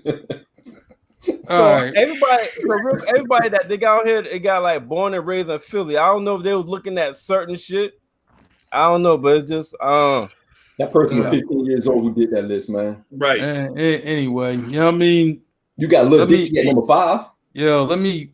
You got Lil Uzi Vert at number 2. Will Smith, number 5. Okay. Yeah, no. Let me just get to my list because I'm not even going to get to what they did. This is what I told you. I mean, this boy really is probably from King of Pressure somewhere. He's not actually from Philly who did the list. You know what I mean? I can guarantee it. Yeah, you know what I'm saying? He's from York, man. He's from York. Oh, goodness. Anyway. Okay, hold on. I just saw something. The list rules. Only famous rappers who were born in or started their careers in Philadelphia. So I don't know if that was. That doesn't why make the list was kind of. It's still trash. It's still a trash list. Yeah. But like I said, that's the same list for New York last week, and they had Wu-Tang Clan at number 4, but they had 1, 2, and 3. Nas, Biggie, and Jay, and had Wu-Tang at number 4. That's the same list, same company. I can respect that. Last week for New York, they had Biggie at number 1, and then they had that Biggie, Jay-Z, Nas, and Wu-Tang. Okay, you said Biggie and Jay-Z one too. Okay, yeah. Hey, go ahead. Well, Mark. all right, that's a more respectable list. You know what I'm saying? Real good list with Biggie and Jay-Z up there. That Philly list was trash. You know what I mean? So it was. let me go here. My Mount Rushmore is I mean, and this is in no order. You know what I'm saying? You know, even though personally Beans is my favorite MC from Philly all time. You know what I mean? You know, but Beans, Black Thought, Will Smith, you know what I mean? # Fresh Prince, you know what I'm saying? Meek Mill, right? Now, the reason y'all mean for I have, you know, like, I'm like, reason I have Meek Mill, you know, over Cassidy, here's my thing with Cassidy, right? I'm a hustler. You can play that today. People rock out with it. You know what I'm saying? All, you know, no matter where you go, you turn that record on. If I'm in Miami, people gonna rock out. If I'm in LA, they're gonna rock out, right? But it's nothing else they rocking out to. Nobody's playing Hotel. Nobody's playing, y'all mean for real, you know, drinking two-step. Nobody's playing that. Ooh. Nobody's rocking out the drinking two-step. I can go anywhere. I can even go in Philly. Turn on drinking two-step. Like, what is that? You know what I'm saying? No. You know, now, here's the thing, y'all mean with Cassidy. Cassidy is one of the best punchline rappers I ever heard. You know what I'm saying? I mean, he got a punchline for everything, right? He does. And he came from the battle circuit, right? You know what I mean? And I give him credit for that. You know what I'm saying? I'm like, I remember the battle that actually got him on when he beat Freeway. You know what I'm saying? I remember that battle. You know what I mean? I heard it. I'm like, you know, and Cassidy got him. He got him. He got him pretty good too. You know what I'm saying? So I'm like, I understand that. Now, here's the thing. I think Cassidy, his albums though, were average at best. You know what I'm saying? Wasn't nothing to write home about. So I'm just like, that kind of drops you, you know what I mean? Even though lyrically you're great, right? I mean, you're really good, but that ain't gonna be enough. Just because you're great in one area doesn't mean it just pushes all the areas up, because it don't. Now, you know, and this is, I'll give y'all some Philly shit. Here's the problem. When he had the beef with Gilly, that was a disaster. You know what I'm saying? That brought him down. First thing, you shouldn't have had a beef with Gilly. That's some bullshit you created, and you fucked it all up. And Gilly was killing you in these streets in Philly. He was slaughtering you in these streets, right? What also didn't help, the beef with AR-Ab. You know what I'm saying? And then the bull up and moved to Jersey, and then we ain't hear from him. You know what I'm saying? That doesn't help. You know what I'm saying? Like, you can't be Mount Rushmore or anything when you ain't even liked in your city. And it was a time where, like, yo, man, he's corny. Like, you know what I mean? You know, come on, man. You know what I'm saying? Like, you know, I'm like, you know what I mean? Whatever city you in, if you can't walk your own streets, right? And I mean, this ain't really on no street shit. This is more on some, yo, we think you corny. You know what I mean? It's on that shit. It's on that type shit. Like, so that doesn't get me respect either. But mainly it comes to, he didn't really have the music to support how good lyrically he was, to be honest. I just think, you know what I mean, him and Swizz didn't really work in unison. You know what I mean? For after a while, and Swizz kind of really didn't really know what to do with him, and Cass didn't know what to do with himself, and that kind of pushes him off the Mount Rushmore for me, right? So that's why he's not there, right? I like the explanation, Mark. Before you continue, I like that. I like that context. I like that. Context. Good context. I'm like, man, I gave heavy consideration to Schoolie D. Schoolie D, I mean, is one of the people who they said started gangster rap. You know what I mean? PSK, Parkside Killers. You know what I'm saying? Parkside is in West Philly, right? That's where Schoolie D is from. You know what I'm saying? Like, man, you know, the supermarket I go to is in Parkside. You know what I'm saying? That's when Parkside used to be like super terrible, right? But that's where that shit came from. And then it gets all the way out to the West Coast with Ice-T and all of that. You know what I'm saying? That deserves consideration. If somebody from Philly was like, yo, I got Schoolie D in my Philly Mount Rushmore, I would not be mad at that. You know what I'm saying? I would not be mad at that.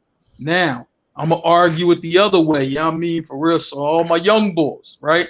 And this is, you know what I mean, for my nephews and them. You know what I'm saying? Lil Uzi's hot. You know what I'm saying? It's a different era of rap. It's not our era. You know what I mean? It's the mumble rap era. I get it. But I mean, they go nuts for this motherfucker. They do. I'm like, yo, Goodness, if you ever see any footage of Made in America, when he gets on stage, it's a crowd of people who just love him. You know what I'm saying? Half the records he got not even on the radio, and they get a gazillion streams. You know what I mean? You know, also that song that put Migos all the way into the stratosphere. You know what I mean? Of stardom today, Bad and Bougie. They credit Yami for that record. They were good, but Yami Little Uzi pushed that record over the top. You know what I'm saying? To where it got to. I'm just like, I can't really ignore that. My thing with Lil Uzi, I'm just like, man, he had a break in between, you know, because he had some conflict going on with the label and all that shit, and then he wasn't putting out music. You know what I'm saying? So I think, you know what I'm saying, will he be able to get to Mount Rushmore? I say Philly Mount Rushmore. I say yes. I just don't think he's there yet, but he's coming. You know what I'm saying? In terms of, you know what I mean, the energy, in terms of, you know what I mean, for like, I see what his generation, you know what I mean, for real, you know, what he means to them. You know what I'm saying? So I have to give that credit where credit is due. You know what I mean, I'll be remiss if I ain't talk about Eve Pitbull in the skirt. You know what I'm saying? I remember Eve of Destruction. You know what I'm saying? Yeah. I'm just like, man, shout out to this group that she was with, you know what I mean, L Nation. You know what I mean? For real, you know, and L Nation, she came up under them up in West Oak Lane area or whatever, right? And that's how she honed her old craft or whatever. Then she gets down with the Rough Riders, which was a major look. You know what I mean? But she proved she could hold her own. You know what I mean? You talking DMX, you talking the Locks, Drag On. I mean, yo, you got some spitters. That's you know what I mean? That like, you really got to put in your work, you know what I mean, to be able to hang with them, and she did. You know what I'm saying? You got to give that credit. The only reason, you know what I mean, I kind of got Eve, I got off Eve with that because Eve, the TV and the movies and all that shit came kind of fast. So when that TV movie money's coming, you know what I'm saying, you kind of get off your music a little bit.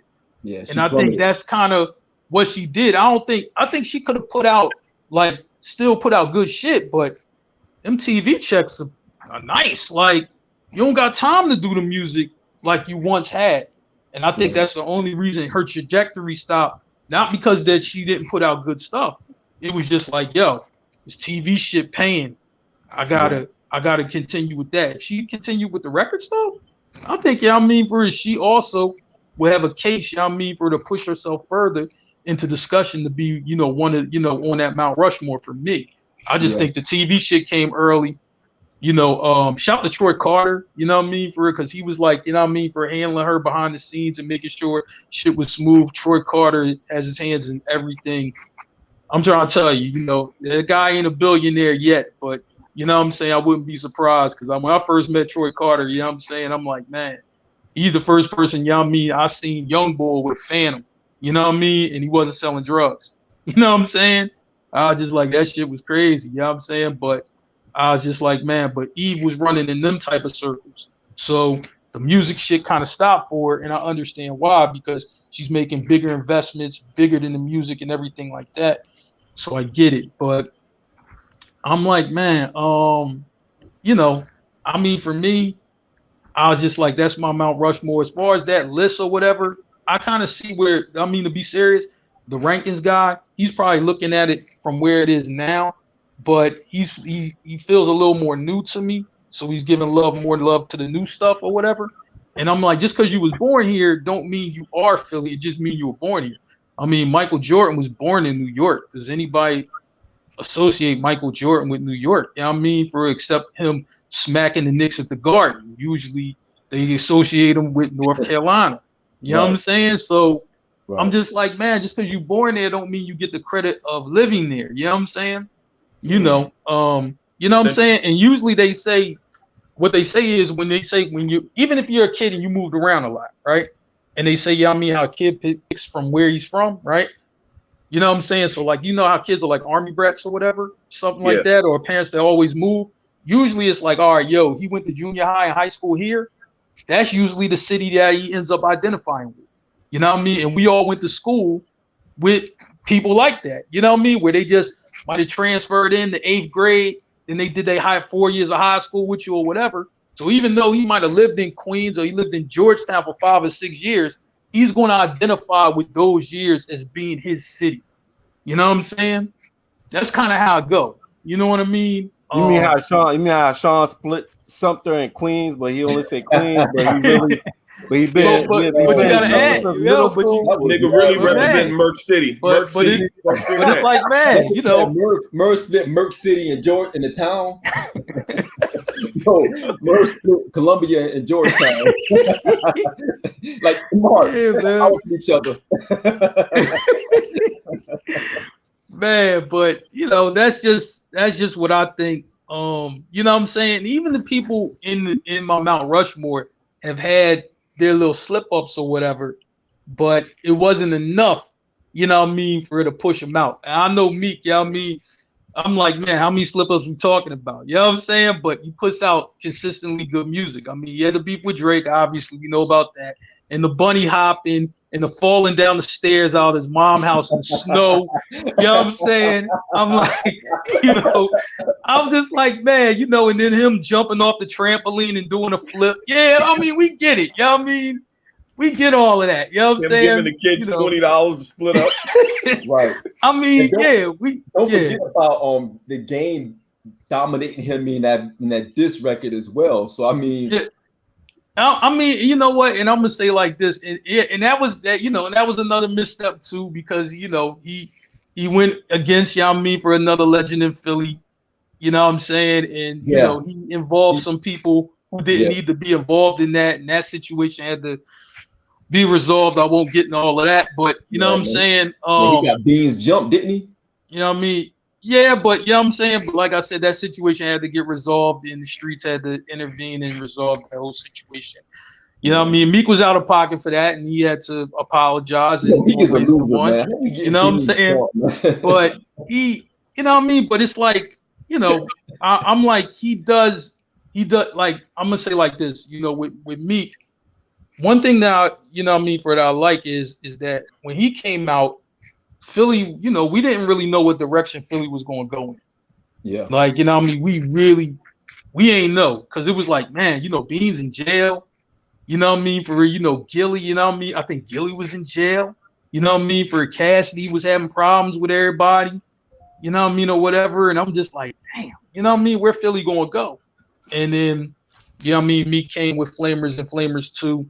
You know what I'm saying? So shout to Meek, but also shout to Ja Lil Beats from Chester's finest, because really Meek, and when people want to know how Meek got his start and how got his sound, is really linking with Ja Lil Beats. If that link don't happen, I don't know if we get Meek.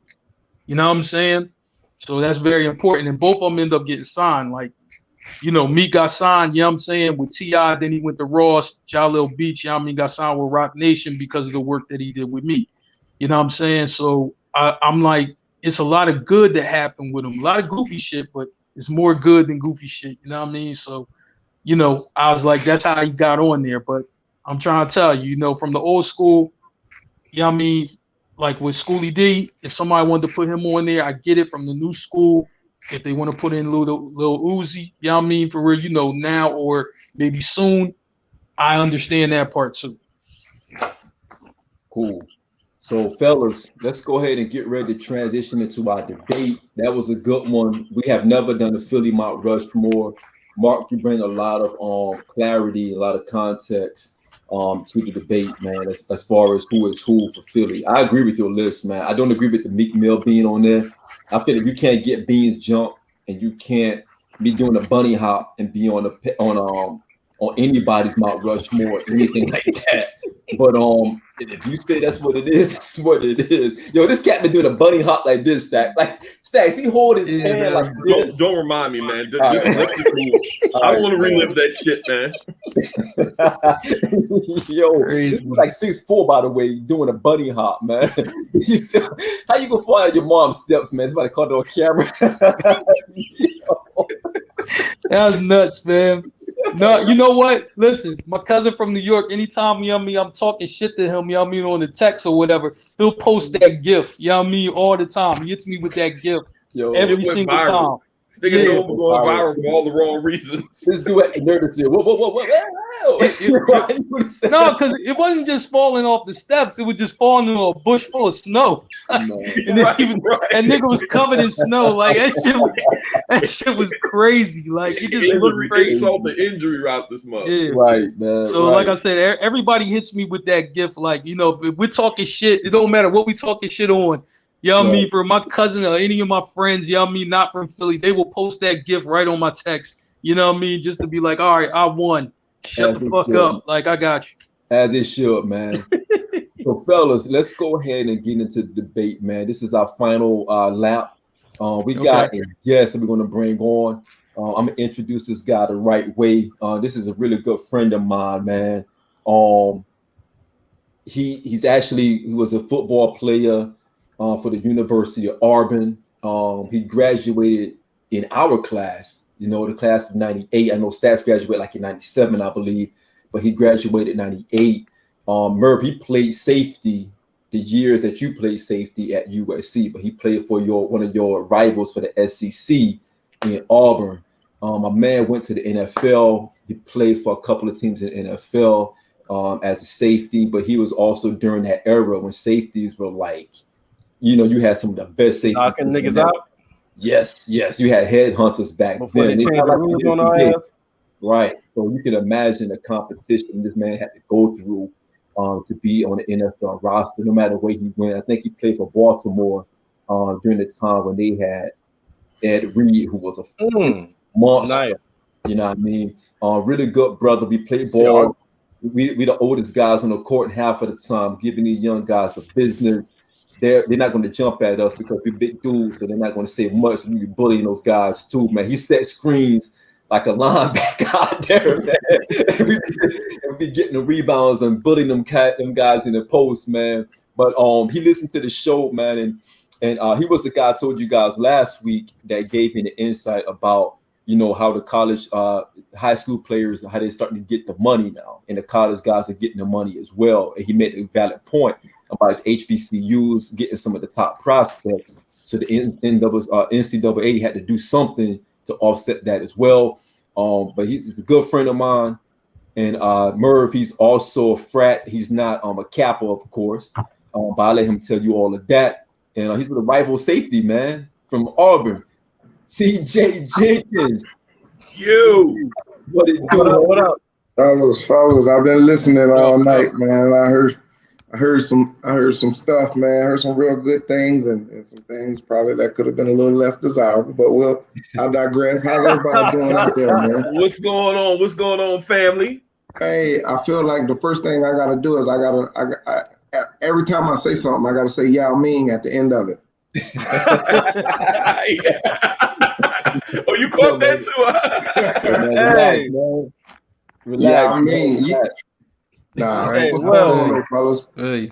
Well, at least we know we don't have to hold back shit because he came on here talking shit. One was correct, and the other one was a little bit subliminal. You gotta catch that shit. Come out, not so desirable and shit. But okay. Right. You gotta watch that dude, man. You gotta watch him, man. You gotta watch him. Well, as soon as you said that y'all friends, I already knew I had to watch a nigga. Damn. Whoa, man, y'all my friends, right? You and I were just talking about this a couple of days ago about being friends, man. What you doing? Yo, we had a good, man. I can shoot a text message right now, my dude.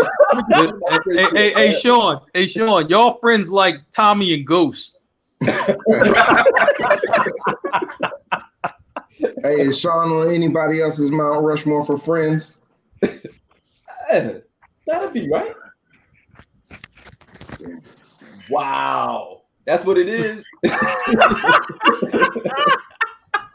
guys are dirty, man. My bad, man. Hey, it's a shot at Jay for me. I'm sorry, I can't put you up there as long as you continue to take these fucking pop shots at the God MC. Yo, man, real talk, man. I should be number one on everybody's list.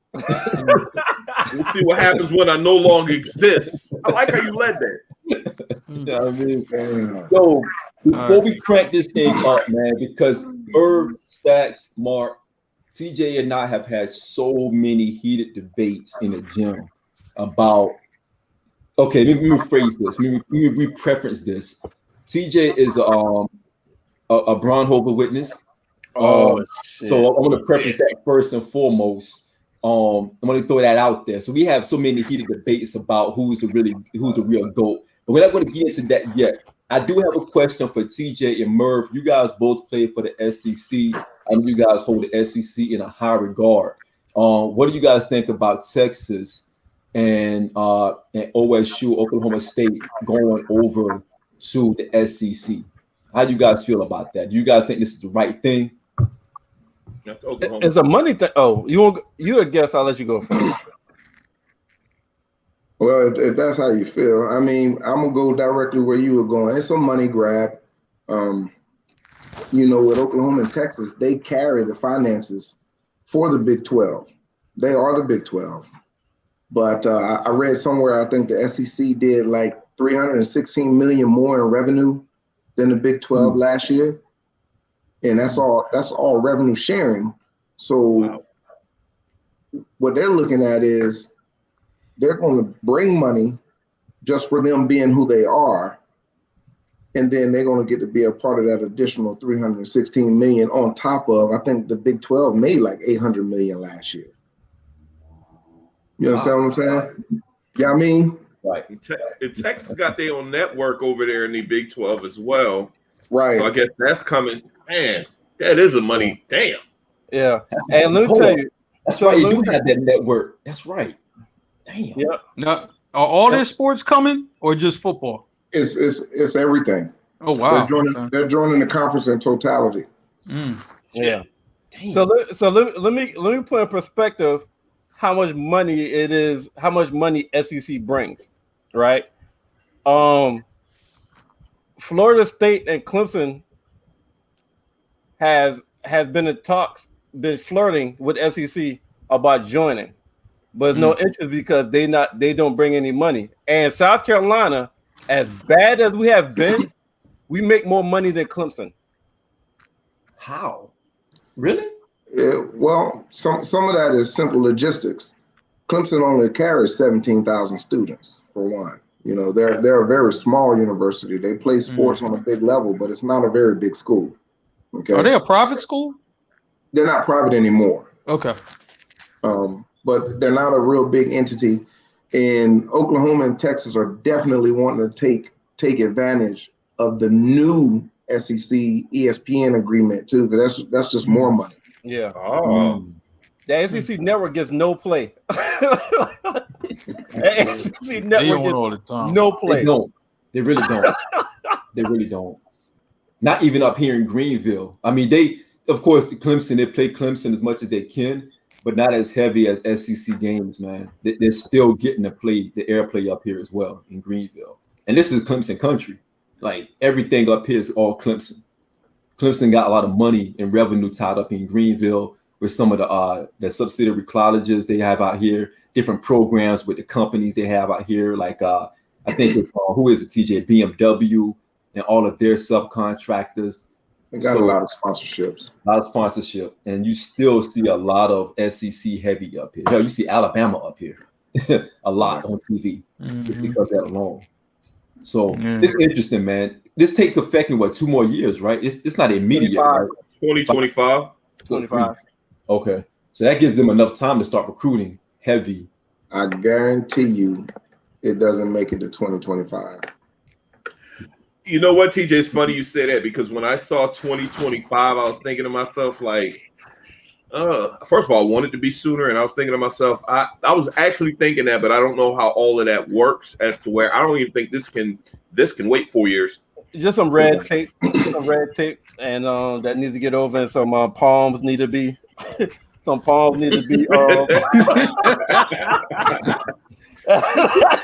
right. Well, I can tell you guys this. I remember when Texas A&M in Missouri petitioned to join the conference. and they put this big plan out. They started hitting Sports Center in a very similar fashion, and before you know it, they actually made the schedule in the same season. Certain sports. So I don't think this is going to wait that long.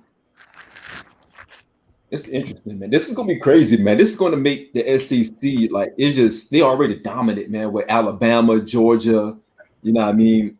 Auburn is still a big player. You know, those games, even as bad as Carolina is, man, they still have a draw. I mean, they sell out every game that they So play. let me tell you something. South Carolina they're nuts down here about them Gamecocks, bro. They're nuts. The Gamecock fans, die hard. When I say die hard, like we'll be like 1-8 and have more people in our stands than a team that's undefeated. Yeah. Let me ask you this. TJ. You seem to be a sharp brother. What are you? I want everybody's thoughts on this. Mainly Merv and TJ. What does this mean for the Big 12? Because I see that this Oklahoma and Texas move is going to certainly shift this landscape of college football. But I'm also hearing that this may cause a domino effect of restructuring. What do you guys think of that? Well, think early onset things that we're seeing is Kansas has petitioned a new conference. I think it's Iowa State has petitioned the Big 10. And so very few schools are petitioning the Big 12 to join their conference and keep it as an entity. I honestly think that we've seen the last days of the Big 12 probably sooner than 2025, honestly. Wow. I mean, what sports, when you think college sports, you know, we predominantly speak about football, basketball. When you think Big 12, football is technically what they do in the Big 12. I mean, it's all shoot, run and shoot, no defense, but it's football. When you take Oklahoma and Texas away from the Big 12, and then you have schools like Kansas and Iowa State also petitioning to go to other conferences, what's left? Right. There's nobody to actually carry the financials for them to function as a conference. What are they going to do? Add Boise, Fresno State, Utah State. They ain't gonna cut it. So I don't think that they will last. There are actually talks of Commissioner Sankey asking Clemson, Ohio State, Michigan, and Florida State to form a 20-team super conference and only play those 20 teams in the conference and not even play anybody else and only just be the SEC. You know, I saw something. I saw something, but I thought I know it's fake and not as far as Clemson and somebody else flirting with the SEC.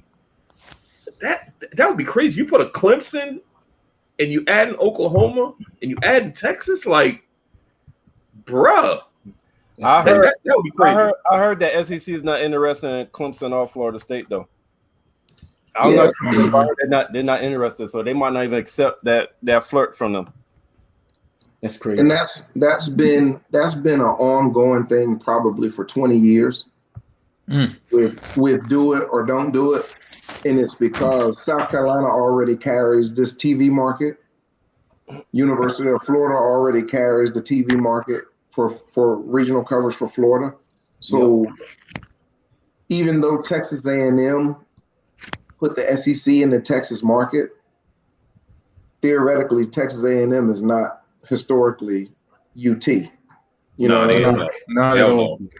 So you know, it's there was actually some pushback. Initially, there was one school that was going to vote before it became unanimous. There was one school, and that was Texas A&M, that was like, nah, we don't want them. Because their recruiting is automatically shot in the state, being able to say, well, look, you could come Texas A&M, College Station, you could play in the SEC. We got the ESPN contract, yada, yada, yada. Now, that's in jeopardy for them. So I don't know what changed. I think somebody probably told them, look, this how much money you're going to get no matter what. That sounds about right. They got on board, but they were not all in the beginning. Yep. Okay, that's good to know. That's crazy, man. That's crazy.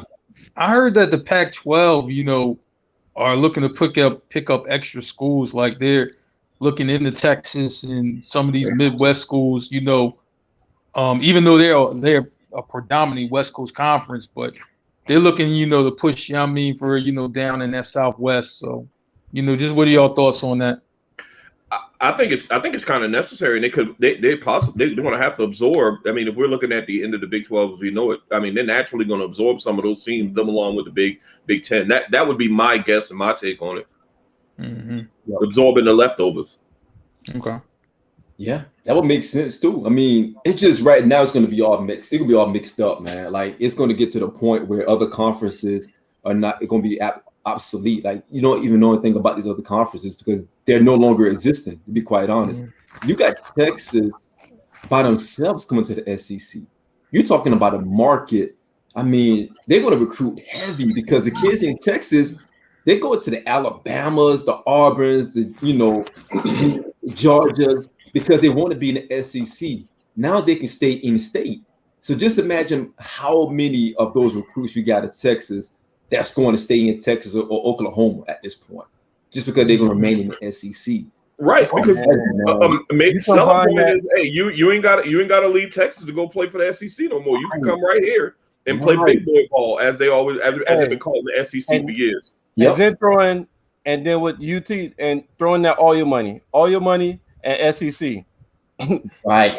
Them fuckers might be trouble. Them fuckers, hey, Alabama might need to be worried about their about their dominance. LSU as well, because LSU take a lot of recruits from Texas. They're next door neighbors. They take a lot of recruits from Texas.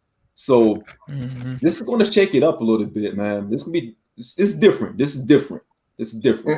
And if I might add, I don't want to put the horse before the cart here, but all of this is another reason. This is happening solely because of the NIL, right? Yeah. I'm not going to let, I was telling Shawn this earlier today at the gym. I was just telling him, a lot of people don't know it, but some people do. Nick Saban owns Mercedes-Benz dealerships and Dodge dealerships. Alabama players been getting Dodge Chargers for years on the low, right? Allegedly. Yes. The post always come down off of Snapchat and stuff like that after somebody says something, but like you said, allegedly. But right now, being able to recruit a kid, sit in the living room and tell his mom or dad, I can gift you a Mercedes-Benz and your son's name if he comes to Alabama. And I mean, only certain schools are going to be able. This is a way to get all your power brokers to help you with recruiting. This is as we spoke, pushback for guys like Deion Sanders and Eddie George, who are now still in major athletes, to go to HBCUs. It's like, look, okay, they had their fun. They had a 1-2 year stretch where they were getting top kids to decide to go to HBCUs. What was a kid? Maker went to Howard. Look, man, you can go to Howard and you can put your name in the books, or you can come down here and do a one and done, and I'll give you a Charger and your mom a Mercedes. You'll be sponsored and endorsed by Mercedes-Benz.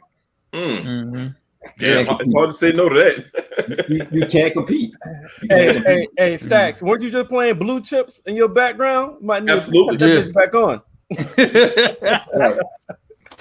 Right. Imagine 18-year-old Merv come out of Georgetown and somebody said, "This is a Mercedes-Benz." And he can't pronounce Mercedes-Benz. He's out of Georgetown. You know what I mean? You just keep saying Merc. So you're going to go there. You're going to go to the place that you can't. You're going to go to the place that got the card you can't pronounce if you're out of Georgetown. So is that why today your favorite day? Say Wednesday, nigga. No, man. Let's get into the debate, man. Let's get into the debate, man. This is getting personal, man.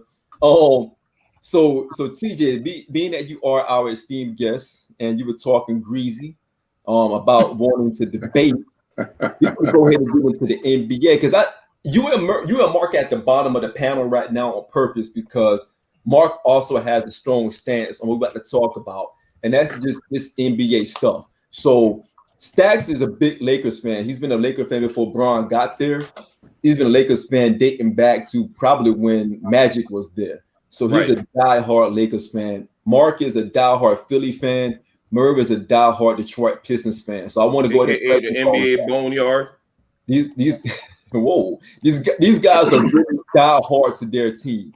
Gotcha. So what are your thoughts, man, on this big trade with Russell Westbrook? I mean Westbrook going to the Lakers, man. Hey, fall back. My bad. I like it, man. I mean, I don't see any negatives right now. What more help does LeBron need, man? What else does he need? He need a point guard. Does he need another shooting guard? Does he need? I don't know if you want to call it help. I don't know if you want to call it teammates. You know, these conversations don't flow like this when we talk Brooklyn. You know what I'm saying? It's just like LeBron. You know what I'm saying? Yeah, we ain't warm up yet, man. Hey, man, I clip loaded. Oh, speaking of Lakers, let me add Dwight Howard, Trevor Ariza, Wayne Ellington. They all signed with the Lakers today. Carmelo Anthony, I think, is coming soon. You know what I'm saying? And I know they're still in sweepstakes for DeMar DeRozan and Buddy Hield. So that's what I know about the Lakers so far. Wow. What else do LeBron needs, man? One thing he always gotta have haters, man. That's what keep him on TV every day. Oh my God. I don't know what else he needs. Like he had Dwight is back for a third stint, right? Buddy Hield is still in the play.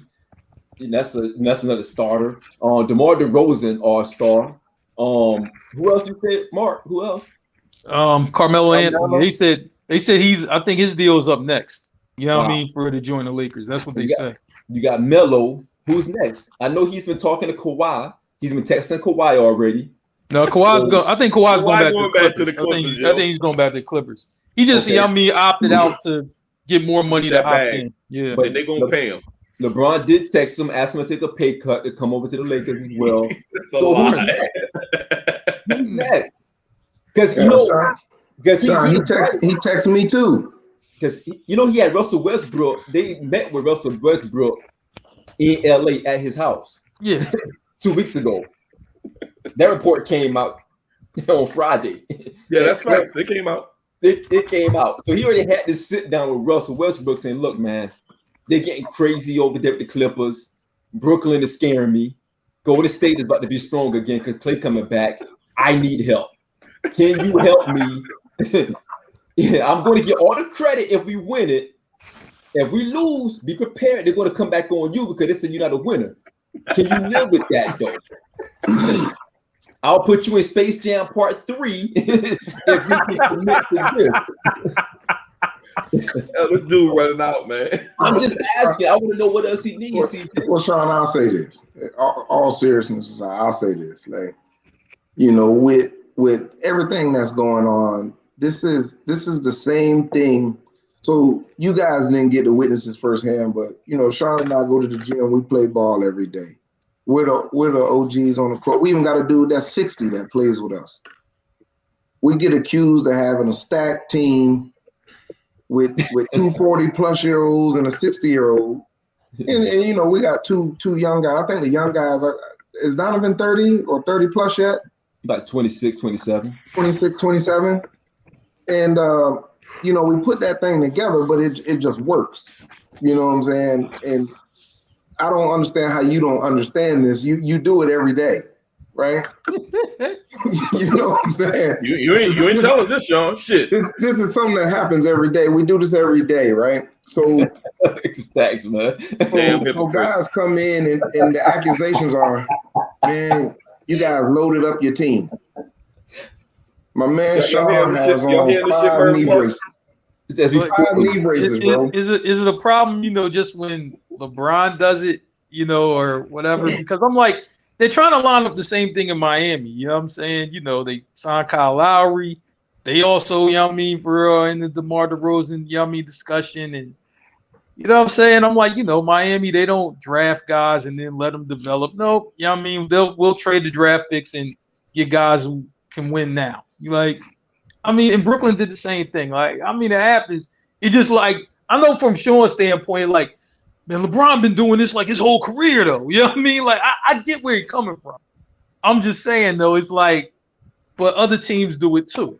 So, well, other teams though, because Miami doesn't really do it. But to your point, though, Mark, is this an adjustment based on what LeBron has been doing for years? I'm a diehard Lakers fan. My biggest fear is, for one, I don't know how this Russell Westbrook thing is going to work out with him and LeBron being ball dominant. But I will tell you this: my biggest fear is the same fear that they had in Cleveland and in Miami when LeBron left. LeBron causes you to so much turnover in rosters year after year. Like, once he retires, I don't know what the Lakers are going to be looking like. Hopefully, we can hang on to Westbrook and AD, but that's my biggest fear. Now, as far as the help, I'm all for the help he's getting. It's going to help my team get that 18 ship to go over the Celtics. So yeah, I'm selfish. So bring on Lakers getting everybody's season. I love it. So Stacks, let me ask you this: Is 36? How old is Westbrook now? Is he about 36 his damn self?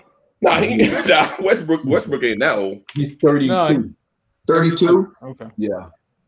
So I mean, we ain't bringing in young guns. You know what I'm saying? It's like now or it's not gonna happen. Oh, wait. Hold on, time out. You say we? You a Lakers fan? Yeah, I thought we covered that. Oh, okay. I was just making sure you're a Lakers fan. Yeah, absolutely. You let Shawn speak for me earlier. Oh, okay, yeah. Okay, I got you. All right. See, I like the Showtime Lakers just like I like the Lakers today. My man. Bird, right, cool. I was a Cavs fan a couple of years ago. Hey, Showtime Cavs. Now, one thing that's clear: if you are a Pistons fan, you are the epitome of a real true fan, like Cleveland Browns football, Detroit Pistons basketball. Like you love that. That's you. No, that's not. No, that's not me. That's a real good comparison. Come on, y'all do realize it's only like 5 teams in the NBA that got more rings than Detroit. We got 3 rings, so we're not comparing no fucking Cleveland. Let's not go there. I see what you did there, though. I see what you tried like to do. That. I'm just speaking on this. It's been so long since any relevance came from that area. I knew that if you still there and you hadn't switched up, you really are a fan. TJ, I was actually complimenting. TJ, I call the Pistons the NBA boneyard because we might not hear it from old boy again in his life. He just got #1 pick overall. Cade Cunningham, yeah. Hey, R.I.P. to Cade Cunningham, man. We might not see that cat ever again. If you're going to Detroit. We on our way back. From where? Back in the lottery next season. From the bottom. The off season is always great for every team. You know what I'm saying? If you're a fan of any team, the off season is great because it gives you a little bit of hope. And then the hope gets dashed, you know what I mean, for once the season starts. But like the 76ers playoffs. I understand that. So you know a lot about that, don't you, Mark? Yeah, right. Hey, man, listen. We had some rough years here in Philly, man. On all levels. You know what? Now that we're on that, let me ask TJ a question. The Band-Aid coming off. Why in the fuck does Philadelphia insist on wanting 4 first-rounders in an all-star for Ben, the 2 of us, no love, no more, I can't shoot shit? Well, I mean, does that make any sense to you? 4 first-rounders in an all-star? They looking for a sucker, man. They hoping Detroit will bite. Whoa, man. Yo, TJ, relax, man. Yo, I was like, man, you set the price high and then you come down to what your actual price is. That's pretty much what that is. You know what? You know what, Mark? I accept that. I agree. And I'm gonna tell you something. I'm gonna tell you something else though, right? Philly really doesn't want the picks. They just throwing that out there. You know what I mean? They really want, for a guy who can contribute now. You know what I'm saying? So when teams call them and they don't have that player available for them, of course they're gonna ask them for all your drafts, for the next 10 years. You know what I'm saying? So when Golden State called, it's like, well, y'all don't got nobody who could play on the team now that y'all gonna offer us. Y'all ain't offer us Steph or Clay. You know what I mean? That's the only guys we can actually use from your team. The rest of them guys we don't think much of. So it's just like, yo, yeah, we want all your draft picks. You know what I'm saying? We just signed Kent Bazemore as well, Lakers. Yeah, defensive guy. You know what I'm saying? Who else y'all need, Stack? Keep them coming. Like, who else? Hey, keep hey, signing. Man. I'm trying to get to 18. Man, Pelinka just texted me twice, man. I told him I'm on the guy's show. yo, Merv, go in, man. Because here's the thing, man. I'm gonna go ahead and I'm gonna talk about it. Here's the thing. Right.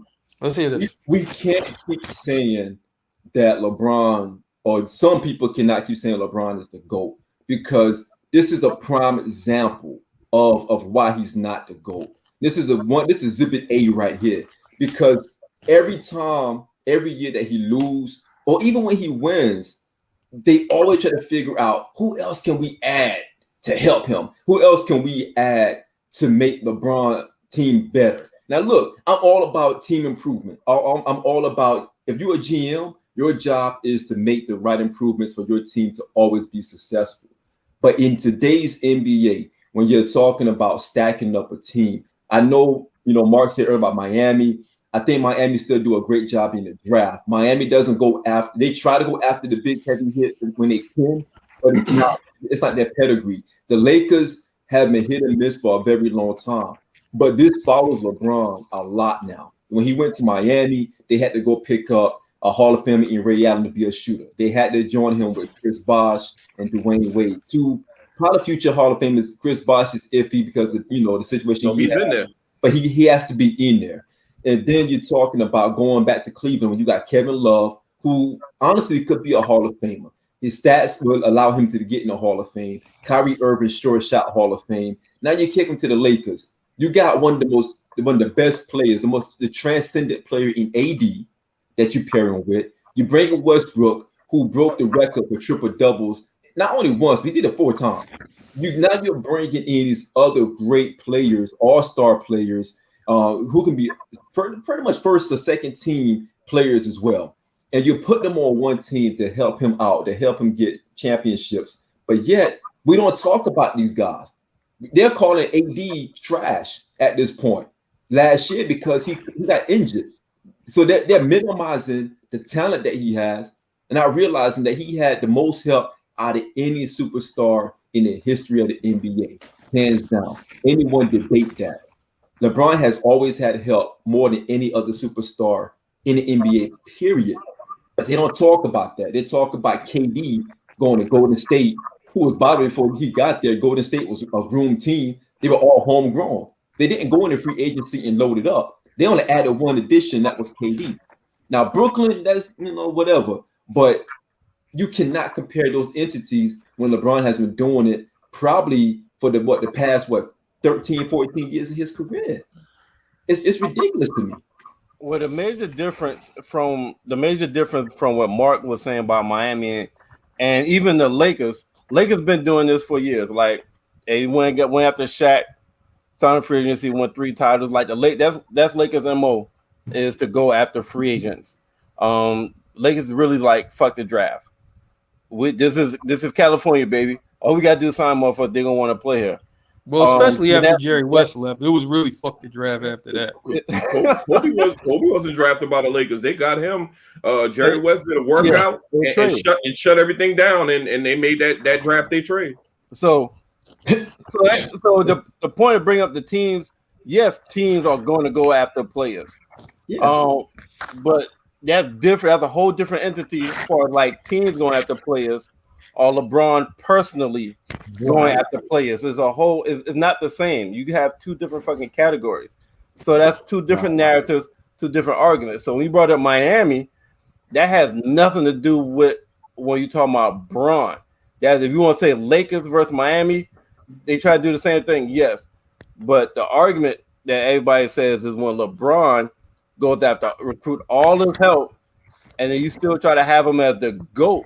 When he's had the most help to win chips, or you try to put him above Michael, when he's had much more help than Michael, or you try to put him above. I don't even have him above Kobe. I got Kobe above LeBron. Because Kobe got 5. Kobe's 5-2. Bron is what 4-6 or 4-7. 4 and 6. And the number 2 and number 3 players on the Bron teams compared to the number 2 and number 3 players on the Jordan teams or the Kobe teams is not even close. Not even close. And you look at the big 3 for the Cavs when they won it, the big 3 for the Miami when they won it, and the Lakers compared to the big 3 or Jordan. I mean, if you count Rodman, Kobe had Shaq, and then after that, then Kobe had Paul Gasol. Yeah, I say you count Rodman because Rodman was a niche player. He was great. Now he's probably great. Hall of Famer, you know what I'm saying? Yeah. Hold on. Lord. Time out. I'm a Detroit fan, so I'm not trying to diss Rodman. What I'm saying is Rodman is more defense and rebounding. So with if you look at Bron big 3, most of his big 3 can do multiple things. Multiple. Not just one thing, multiple things. So that's like, but when Bron lose, then Kyrie Irving was a nutcase. Kevin Love wasn't that good. Dwayne Wade was declining in years. Chris Bosh is not a Hall of Famer. He can only hit the outside jumper. AD, he's injury plagued. When they lose, you hear all this shit. Right. But when he win, like Bron just did fabulous. He carried. I don't know how he actually won the championship with Kyrie Irving somehow. He actually won a championship with Kevin Love being a shell of himself. He won a championship, and D Wade went from Flash to molasses. I don't know how he carried Dwayne Wade.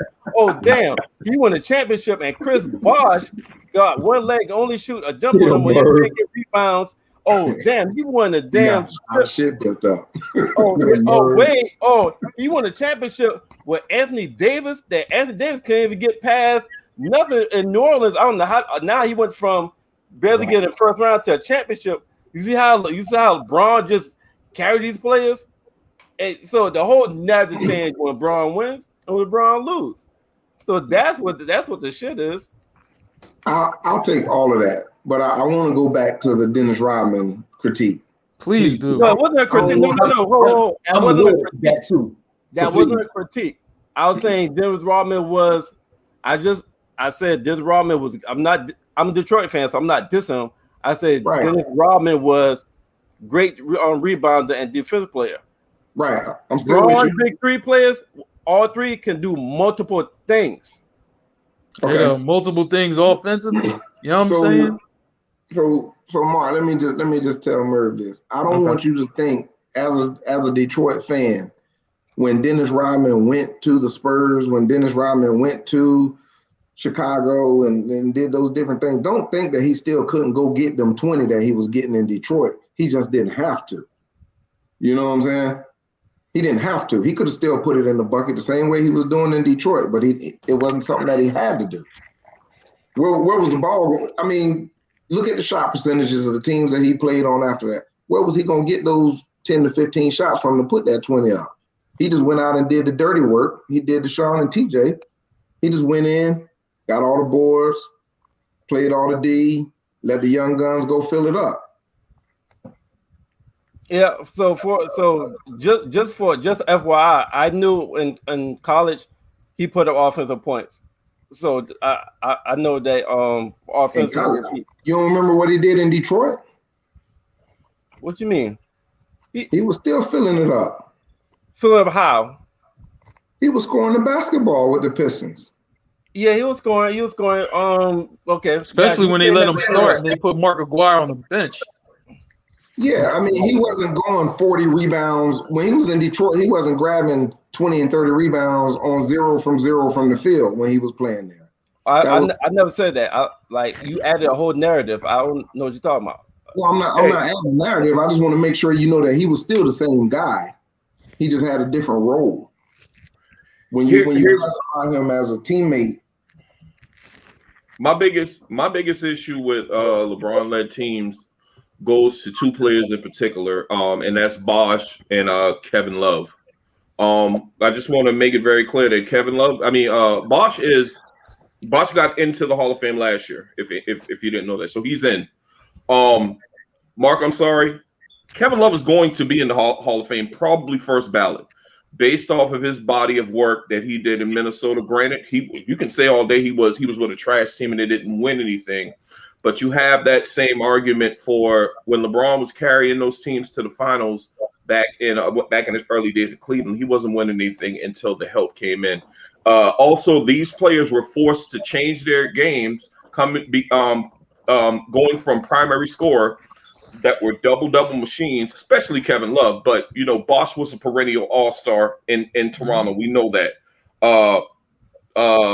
Both of them were on the block doing work. When they teamed up with LeBron, they were forced to go out to the perimeter, become three-point shooters. Now they served their purpose or whatever, but I just think it's crazy to call those players role players or trash when at one point in their career they were NBA superstars, which Bosh just got into the Hall, and Kevin Love's going in probably a first ballot. Easily. And that's in comparison to going back to Rodman.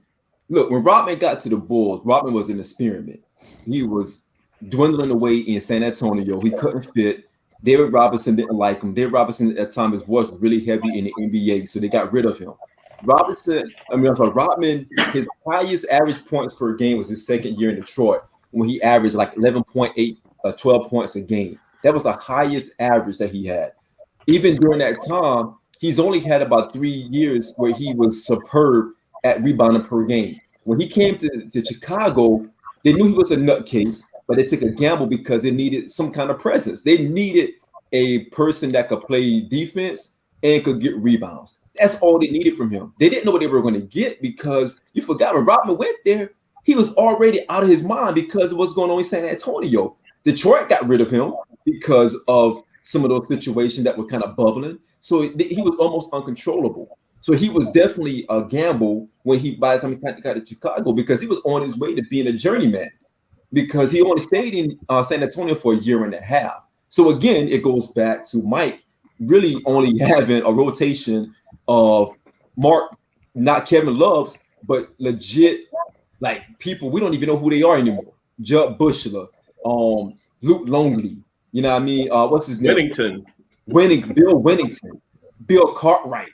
I mean, these are guys that would never even breathe Hall of Fame. They're not even a Hall of Fame in Chicago. Like, well, you gotta understand. I mean, the game has changed. You know what I'm saying? Where, it speaks more, to the offensive end. You know what I'm saying? So, guys like, like Kevin Love now, you know what I'm saying? And during most of his career, he didn't have to play any defense because defense is becoming less of a thing of a requirement in the NBA. You know what I'm saying? So it's just like, focus on the offense. You know what I'm saying? So you can't really dismiss what Rodman did defensively because I'm just like, man, because nowadays, for defense isn't the requirement that it was, from before. But Mark, this dude is 6'8", shooting threes. He's averaging a double-double. He's averaging a 25 and 10, 25 and 12. That's pretty good. When you break Moses Malone record for double-doubles as a player, no matter what team you're on, you still break that record. Even if you're doing it at a level that he's doing it at for such a long time. I mean, my thing is, with Kevin Love, I'm not even saying that he's not a talent and he can't play. See, that wasn't my thing. I'm just saying that some players, just aren't they aren't leaders and they aren't winners. Even if they're talented. You know what I'm saying? And Kevin Love is one of those guys. He needed, for real, somebody else to elevate him to be a winner. You know what I'm saying? And then, you like what you hope is that like after he had a taste of winning, that he could start to do it on his own. Now with Kevin Love, unfortunately, got some knick-knack injuries. He's in a situation, where I think the organization isn't kind of moving correctly. So, he's caught in a bad situation. I'm like, man. And then he has, he already admitted that he had mental health problems. So I'm just like all of that combination, is all bad for him. But it still goes to my, me saying that some guys know how to be able to great players and winners and lead. He's just not one of them. It doesn't mean that he ain't talented. He just ain't a leader and he ain't, for a winner. That's all I was saying about him. So TJ, do you agree or disagree with this? with Jalen Rose take on LeBron James? You already know. Jalen remember to put his black in. I ain't got my black in tonight. I'm hate. You want to hate, I'm gonna hate. But nah, man. Listen, if you got Spectrum, who you got? Spectrum. You got ATT. Who you got? Spectrum. When you turn your TV on, as a guy that goes out and actually plays this game daily, sees great players, be around great players, watch great players. If you tell me without take the name off the back of the jersey, if you see this dude do what he do, you can't tell me you don't appreciate what he's doing out there. I tell people all the time. They say Jordan LeBron, Jordan Kobe, Kobe LeBron. If you take the names off the stats and just post the stats and say which guy would you rather have, a lot of these conversations change. Not for me. Jordan had more in his bag than LeBron would have in his bag. Hold up. So when you say stats, are you including championship? Well, I have a big struggle with that, Murray, because there's two. Earlier, you said something about two different types of conversations, right? So stats is what I did and what you did. Championships is what the team did, regardless of how you want to slice it, whether you was the captain, whether you was the leader. Championships are team stats. At one point, Speedy Claxton had more championships than LeBron James. Is that an argument, though? No, it's not. Because that's something that the team got. The water boy going to get a ring. That's fair, TJ. But the reason I can't give you that because LeBron is not playing for stats. LeBron is still in the league right now because he is chasing championships. So my thing is that when LeBron wins championships are held in high regard.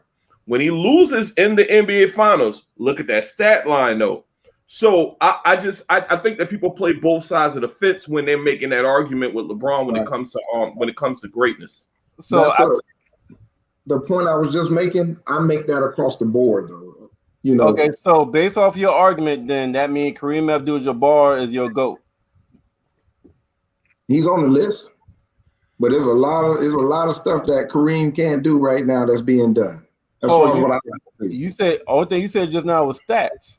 You said you just look at stats, you take the names off. Kareem Abdul still got stats. It's gonna be a lot. It's gonna be a lot of categories where he don't measure up, though, Murray. Here's what I say during that argument. LeBron isn't the GOAT in my opinion. However, I am willing to say that LeBron is the most talented basketball player I've seen with my own two eyes. I think that's fair. You can be that and not be the GOAT. I think that's fair. I don't think he's the most talented. Yeah, I mean, I think he is. Yeah, I'll say like this. I don't think he's the most talented either. I don't think he's the most talented. I have LeBron in my top 5 all time. You know what I'm saying? Now some areas I didn't get to see, and I got to talk to the basketball OGs about it. But, when I talk to them, they willed me to death. You know what I'm saying? Of how great Will Chamberlain was. So, you know what I'm saying? And they make such convincing arguments about him. I'm just like, man, and then just seeing the numbers and just all of that, and then hearing how Bill Russell talked about him. And that kind of pushed me over the top with Wilt, being in that top 5. And Russell got 11 chips, but LeBron's in there, Mike's in there, you know what I'm saying, and Kareem's in there. And I have him over Kobe. I have LeBron over Kobe, you know what I'm saying? Because I don't understand how you're going to retire. Like when he retires, he's going to have a lot of records, you know what I mean, that the other guys don't have, plus 4 titles. I don't understand how the guy, for real, like a guy who has less stats and 1 more title, you know what I'm saying, is better. Like I just don't see it like that. So Mark, you're a stats person. You're kind of a straight stats person, and T, you're straight more. Y'all more stats person. All right, I can respect that. Long as you're consistent. So let me ask you this: T, who's your number 1 power forward? Power forward. I'm gonna take Tim Duncan. Okay, but before I respond, do you have a number 2? Number 2, I like Garnett. So you just said you take names off and look at stats. How is it not Karl Malone? Shout out to Frat now. I mean, we love Frat, but Frat got that rape charge too, so I gotta kind of listen. You know what I'm saying? You want me to endorse some other type of shit right now. You know what I'm saying? Right now, what you want me to do is you want me to be on my Bill Cosby, R. Kelly right now, and I'm like, listen, he would be. He's my frat brother. I love my fraternity to death, but you know, he got some other little stuff that went on that I don't really want to endorse. So I'm gonna stick with Tim because Tim scored the points and didn't take no whatchamacall, and Garnett as well. So you got to answer for every damn thing. You got you got a clause. You should be a goddamn lawyer because you got a fucking clause in all your goddamn arguments, nigga. Hey, Marc, he remind you of anybody though, motherfucker? Right. Hey, Right. real recognize real, and he looking familiar. I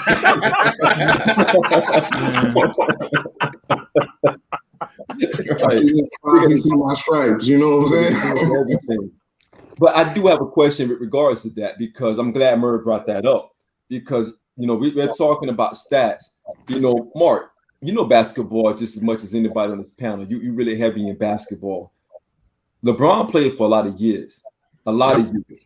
You played that many years, you are bound to have superior stats as in some regard. Karl Malone played 25% less games than LeBron has played, seasons rather, than LeBron has played, and he's still the number one scorer in the NBA history, right? And that's only getting middies, midpoints, 2 points, free throws, and dunks. No 3 points included, not that many anyhow to make a dent, in that. So technically, skill-wise, and I heard you guys say, you know, as far as skill and stacks, I'm gonna have to challenge you on that because I want you to tell me what is LeBron's go-to move. Most skilled guys have a go-to move that you know it's a wrap. Kareem had the sky hook, you know what I mean? Magic even went to the sky hook. Go-to moves that cannot be stopped. Jordan had the infamous fadeaway jumper. Kobe had the infamous fadeaway jumper, jab step, you name it, he had it. What is LeBron's skill play that you can say that make him the most skilled player you've seen in your life? Okay, he doesn't. First of all, he doesn't have a skill, a go-to skill. I said the most talented. LeBron James, his sheer size, the way he moves with that size, so many things that he can do on the court with the basketball, his court vision, his basketball IQ, his athleticism, puts him as the most talented overall that I've seen in all my. And the thing is, you know, I'm keeping it real because I'm very critical of LeBron. Yeah. I think, and a lot of people are unable to be critical of a player and give them their flowers at the same time. I don't like a whole lot of LeBron antics, the flopping, thinking he should get every call. But I think that his talent level, his basketball IQ, everything that he can do on the court, you just have he does stuff on the court. I hate to say it, even that my top two, Jordan and Kobe, can't do. Like what? Like what? Put his head down and drive. No, because I mean, it is things that LeBron does better than both those guys. It's not like that's not true. I'm talking in a sense of distributing the ball and court vision. Now, I will say this. Okay. The caveat you can make on that is that Jordan and Kobe, I think they had the ability to do it, but they were mainly scorers. Because I've seen Jordan and Kobe pull some passes out of their ass over the years, but LeBron has you got more of a sample size because that's the type of player LeBron is versus Kobe and Jordan. I'll go to passing. That's it. But have you ever looked at rebounding too? Yeah, I mean he's a better board man. He's a better board man. He's taller. He's not. He's taller. So what? That's so. But he's a better rebounder. Merv, I'm glad you said that, but that's part of it. His size, his height, his size. I mean, those are things you can't cheat. You can't teach. He has that, but he uses all that to advantage. You're supposed to be able to be that big and move that fast up and down the court. He does that. Yeah. So when you come to, I give you the talent. and I give you the passing, and that's about it. Because skill, because when you talk about anything other than that, then you talk about skill set, and skill set, yes, nothing on. Now I'm saying talent overall. Skill set. Jordan and Kobe wrote the book. As far like they have elite footwork. Nobody in the NBA history has elite footwork. Has the footwork that Jordan and Kobe had. I mean, you can put Elijah Warren up in there. Those are my top three as far as footwork. Yeah, but now I can see with the talent and the passing. I can't even. I can see the talent, the overall talent in the passing. I think go with that. I honestly think that's also still, though. I think that's like fabrication as well, because if you look at their stats, since y'all love stats, if you look at the stats between the two, between Jordan and LeBron in assists, you know what separates them? 1 assist separates them. LeBron averaged 7 assists in his career. Jordan averaged 6. For someone who's not a pass first person, he's averaging 6 assists career. Rebounding wise. When Jordan played, think about this. When Jordan played in the league, power forwards and centers were legit power forwards and centers. Their job was to get rebounds. Shooting guards were not supposed to crash the boards like that. But I give you that. LeBron averaged 7 rebounds a game. You know how much Jordan averaged a game? He averaged 5 as a shooting guard in the era when big man ruled the era. So again, I think that on the surface, it's easy for us to say that, you know, LeBron is a better passer. He get his teammates involved, but only 1 assist separates them career-wise. That's why I'm going. Yeah, I still think he has better court vision, though. Just by the eye test, I'll say LeBron has better court vision. Well, and the reason why I have to give him most talented and not the GOAT is because I think that the GOAT that's why I of said the game. I could do overall talent and maybe the passing, but to me, that's about GOAT. I can do the court vision. Gotcha. But to my point, why he's not the GOAT? A GOAT to me in any sport is that individual that is going to rise to the occasion when the bright lights are on and so much is on the line. You got Jordan that's 6-0, never been taken to a game 7. Kobe's 5-2. And the loss, the loss against against Dallas, unforgivable. It's absolute. That's part of his legacy. No, people want to take all of the losses out, but he has 6 finals losses. That's part of his legacy. Whether nobody, even if he makes it to 6, people are going to say he got 6 just like Jordan.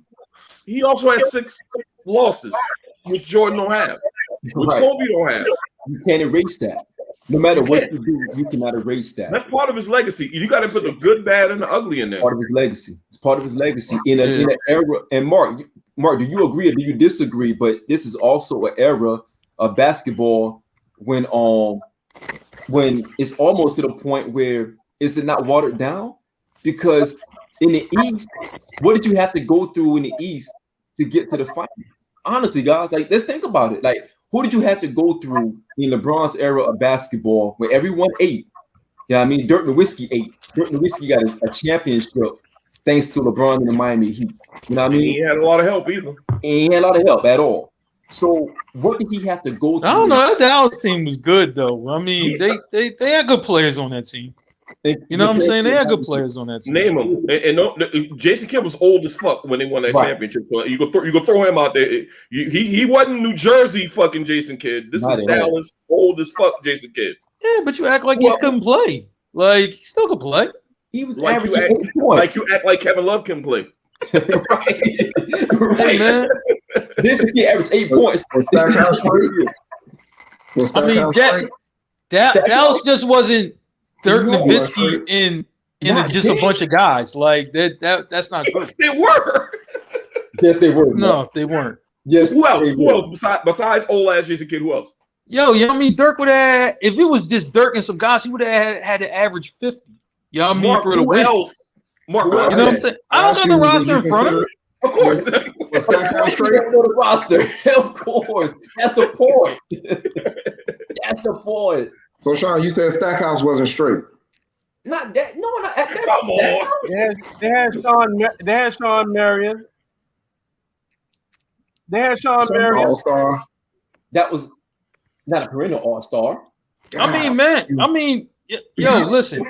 Like, y'all act like y'all mean Miami's team was loaded. Okay. You know what I mean? I'll give you the first three players. You know what I mean? Shawn Marion. No. Wait a minute. Listen. Wait a minute. You know what I mean? You got LeBron, you got Bosh, you got Wade. Now, when you go 4 through 12, you don't got much. And you all know. Hold on. We just leaving Ray Allen out. LeBron. Wait a minute. This is old Ray Allen. This ain't young Ray Allen. This ain't young Ray Allen. Wait a minute. Hold up. Was Miami Ray Allen the same Ray Allen that was playing for the Supersonics, averaging 28 points a game? He was that Ray Allen in 2014 that stopped LeBron from having another finals loss on his record when he hit that shot to take it to overtime. He was that Ray Allen.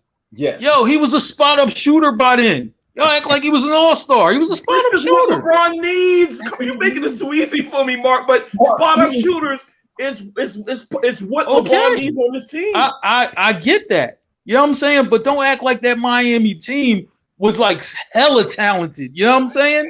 They were. Three. Okay. If you have to say that, by the time it's all said and done, Mark, that team, including LeBron James, will have 4 people that is going into the Hall of Fame. Facts. You can't say that. 4 Hall of Famers. Shawn Lewis was there. Mike Miller was there. Yes. Don't forget. Mark, they were loaded, Mark. I think a lot of those guys was past what. You know what I mean? For the better part of their career. That's all I'm saying. This is what I get from LeBron apologists all the time. Man. They weren't that great. Yeah. You got the second. Dwayne Wade is the third greatest shooting guard. But I'm not talking about them two, him and Bosh. It's just after that. Like them guys was way past their prime. All of them. You know what I mean? For after their big three. So they, Mark, like, but Mark, I'm gonna say like this, right? Like you have to understand. You know what I'm saying? Like, listen, you know what I mean? Like, besides the Sixers, you know what I mean? I used to love the Sonics too. You know what I'm saying? So when Ray Allen got to the Sonics, and he was averaging 28 points, 6 rebounds, and 7 assists. That's prime Ray Allen. You know what I mean? He wasn't that on Miami. Mark, that's what I'm talking about. He wasn't that in the Celtics. Huh? He wasn't needed. He wasn't that with the Celtics. It wasn't. No, he wasn't. But and Rashard Lewis wasn't that player either. But you know what I mean? I remember when he was averaging 23. He wasn't that player in Miami. Mark, that also helped our argument with Dallas, though, because Dallas, you know how much Jerry Stackhouse averaged? He averaged 6 points. He was on the back half of his career at Dallas. So who else did he have? We can't discount Ray Allen because of who he was in Milwaukee and in Seattle when he was the perfect fit for a LeBron team, being that spot-up shooter that you said he is. I get that. I mean, I get what he was then. I got a question for but I mean, Miami just wasn't like a hellified team. Like, top to bottom, it don't even matter if LeBron and Wade play. I could send the 9th man, and the 9th man is going to bust everybody's ass. Like, that's just not true. Wow. Oh, is the 9th man busting ass?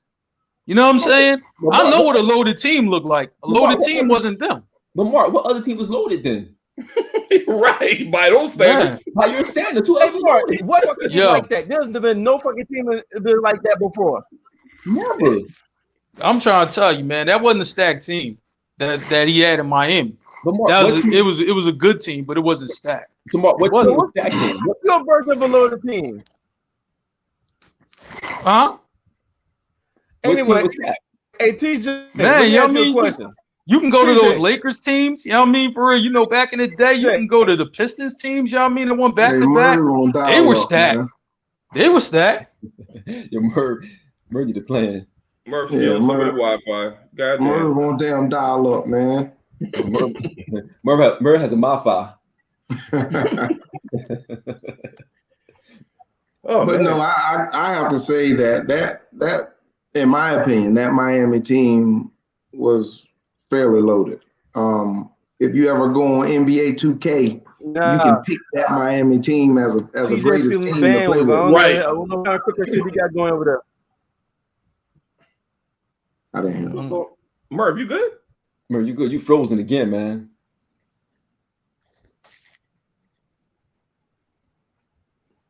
You frozen again? We lost him again. But Shawn, I wanted to get some pushback and some feedback on that NIL stuff. Well, what other people thought about it. If you got time. Yeah, let's close it out with that. Let's close it out with that.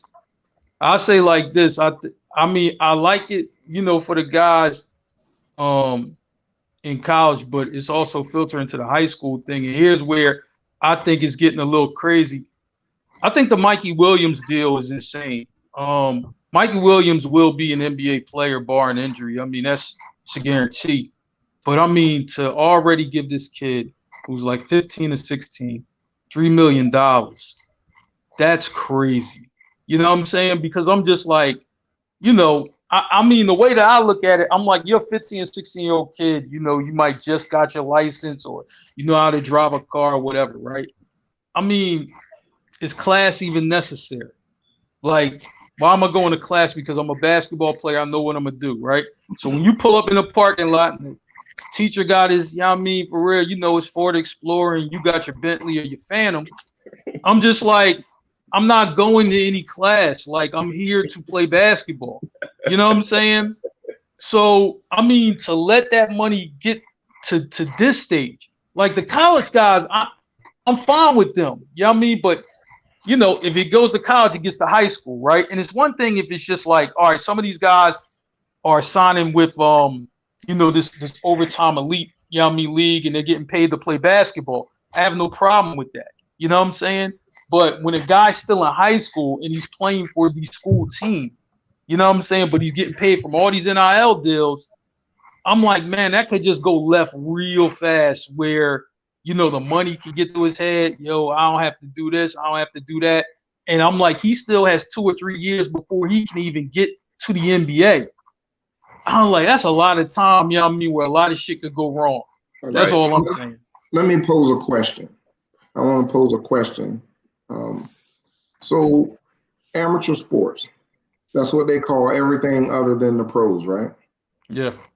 If you hit that lick in high school, and just think about the difference when college coaches leave the college game and go to the NFL, why traditionally it doesn't work, because in college, as a coach, you got a couple $1 million deal on the table, $5 million a year, and you're motivating these young athletes to make it, to get money like you, more money than you.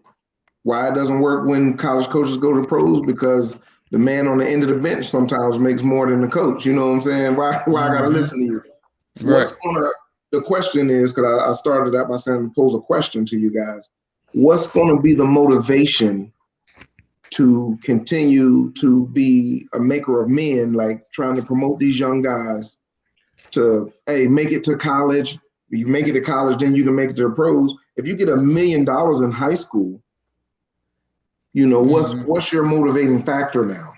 Hey, Mark, let me go first. I know you're gonna be going to me. That's a loaded question, a really good question, TJ, because I was just thinking how hard it's going to be to coach up these kids, not just the college kids, but the high school kids. I mean, it's a gift and a curse, because I think that anybody, regardless of amateur status, should be able to make money off of their talents, because these fucking colleges do, and down to these high school, they get these ESPN to come and film these college games and stuff like that. So I'm glad that even the high school athlete and the college athlete is getting their money finally based on their talents. Now, your question as far as a coach, it's going to be tougher, much tougher to be a coach now, because to Mark's point, if I'm a 17-year-old kid and I'm driving a Phantom to school, and my history teacher driving a a damn Ford Explorer, and he's asking me, "Hey, what's up with this paper, this, that, and the." Yo, fuck out of here! I got a game. I got to go to practice. What is you talking about, dude? So I don't know. It's going to take a special kind of a kind of mold of men, and they're going to have to adjust to this. It's going to be adjustments. It's going to be problematic, but it's going to be some adjustments that's going to be have to make by these coaches to motivate these kids. It's going to be really, really tough, though. Man, I think personally, it's going to be two different things. You know, like I understand it's the same thing, but it's going to be two different things from for the football players and the basketball players, because it, you know, one thing, you know, with football, it's the total team sport. And you know what I mean? I remember them talking to Adrian Peterson, and they said Adrian, and they, you know, all day was like, you know, the man coming out of high school, and they were just like, yo, could you have played in it? Could you have went straight from high school and played in the NFL? He said, hell no. That was his response. Hell no. Right? So I think, you know, with the football players, even if they're getting the money, right, you still can challenge them in certain ways where it's like, yo, you're not the hot shit you think you are. You know what I'm saying? And a linebacker or a D lineman lay them the fuck out, like right there. You know what I'm saying? Basketball, though, I'm just like, man, when you hot shit, you know what I'm saying? It's hard to reel them in, especially when you know, they come in, they start killing the guys you got. You know what I'm saying? It's just more of an individual sport, you know, where it's like I could talk a little bit more shit, you know what I mean, to the coach and all the players or whatever, until they want to fight me. But on the court, though, you know what I'm saying? You know, I have more in my bag, you know what I mean, to be able to do what I want. You know what I'm saying? I think in football, you still can be challenged in a certain way where you might fall in line. In basketball, not as much. You know what I'm saying? I remember, you know, rest in peace to the great John Thompson. But yeah, I remember hearing this story from him and hearing it from Allen Iverson. You know what I'm saying? Where, you know, Allen came in and, you know, and look, these guys, you know what I mean, they can't do nothing with me. You know what I mean? I am who I am. You know what I'm saying? But he was challenged by his coach. You know what I'm saying? On what he could do, what he couldn't do. And then he had enough guys, you know what I mean, who were upperclassmen that were able to challenge him, you know what I'm saying? You know, physically challenge him mentally. I just don't know if it's enough of that in basketball, you know, to rein a guy like that in as it is in football. You know what I'm saying? Just from the sport of it. You know what I mean? So that's what I would worry about. Mark, you made an excellent point, and like I would say, a special kind of person. R.I.P. to the great John Thompson. He would be that guy, because AI credits John Thompson not only with basketball. He said John Thompson saved his life. Yeah, indeed. I have a question for the two football players based on what Mark said, because that's a good point, Mark. Like you will be in the league. You can be a high school player that's league ready next year. We know that. But I mean, I'm pretty sure TJ and Murray, y'all saw that difference in speed and talent and the way people hit when you went from high school, when you went to college. And TJ, you played in the league, right? Very, very shortly, but right. Hey, I don't give a damn, but very shortly. If you made it to the league, bro, you have my full fucking respect. Some good explain time. to me, Merv and TJ, that difference between when you were dominating in high school and when you stepped on Auburn's campus, started playing football, and when you stepped on South Carolina campus and started playing football. We ain't heard from Merv in a minute, man. Let me hear. Merv, you frozen again? Yeah, I think he just locked up. All right, well, TJ. I'll give you two very real life scenarios. Down in Florida, I played in powerhouse football, Florida, the state of Florida. And at my school, I played quarterback. I decided I wanted to move to receiver. I was the kicker. I was the punter. I did kick return, punt return. You know what I'm saying? It never really stopped. I never came off the field. And so when I got to college, I went to college as a wide receiver. I went in as a receiver. And our first 14 days on, it was just the guys that redshirted the year prior. and then the guys that came in my class, and then the walk-ons. And I'm murdering that shit. You hear me? Like I'm doing all kind of I'm killing y'all clowns. You know what I'm saying? I'm putting on, right? And so the upperclassmen were watching, and I'm hollering. I'm a hothead. I'm hollering over. When y'all get out here, I'm gonna do the same thing to y'all too. You know what I'm saying? And the first pass I caught in camp, I shot out. And I'm a track guy now. I also ran track at Auburn. Okay. So I'm like, look, I told him I was gonna do this. There's a defensive end named Marcus Washington. He ended up with the Redskins for several years. Held to the We call him Redskins. Suckerhead. This cat came on an angle, grabbed me from the back of my shoulder pads, lifted me up off my feet, and bulldogged me into the ground. And all of the guys treated me like that for the rest of that first week of camp, to the point where I went to my coach and told him, look, you know, I played DB too. You know, I'm just keeping it a buck. And, you know, I was only on offense in college for 2 weeks, 1 week with the fellow freshmen, and then 1 week. I was like, look, man, I was really hot at DB now. And so that's how I made the move to defensive back. But Murr, they asked a question right before you went out. It looked like you back now, just talking about like transcending each level, just how it went for you leaving school and then going to Carolina. And yeah, because Merv's senior year, Merv was very, very dominant in high school. Big shit, name known around the state and all that stuff. But I was just asking TJ, he gave us his example, but that transition, what was the major difference did you see when you went from playing high school ball, being the man at Georgetown High, going to South Carolina?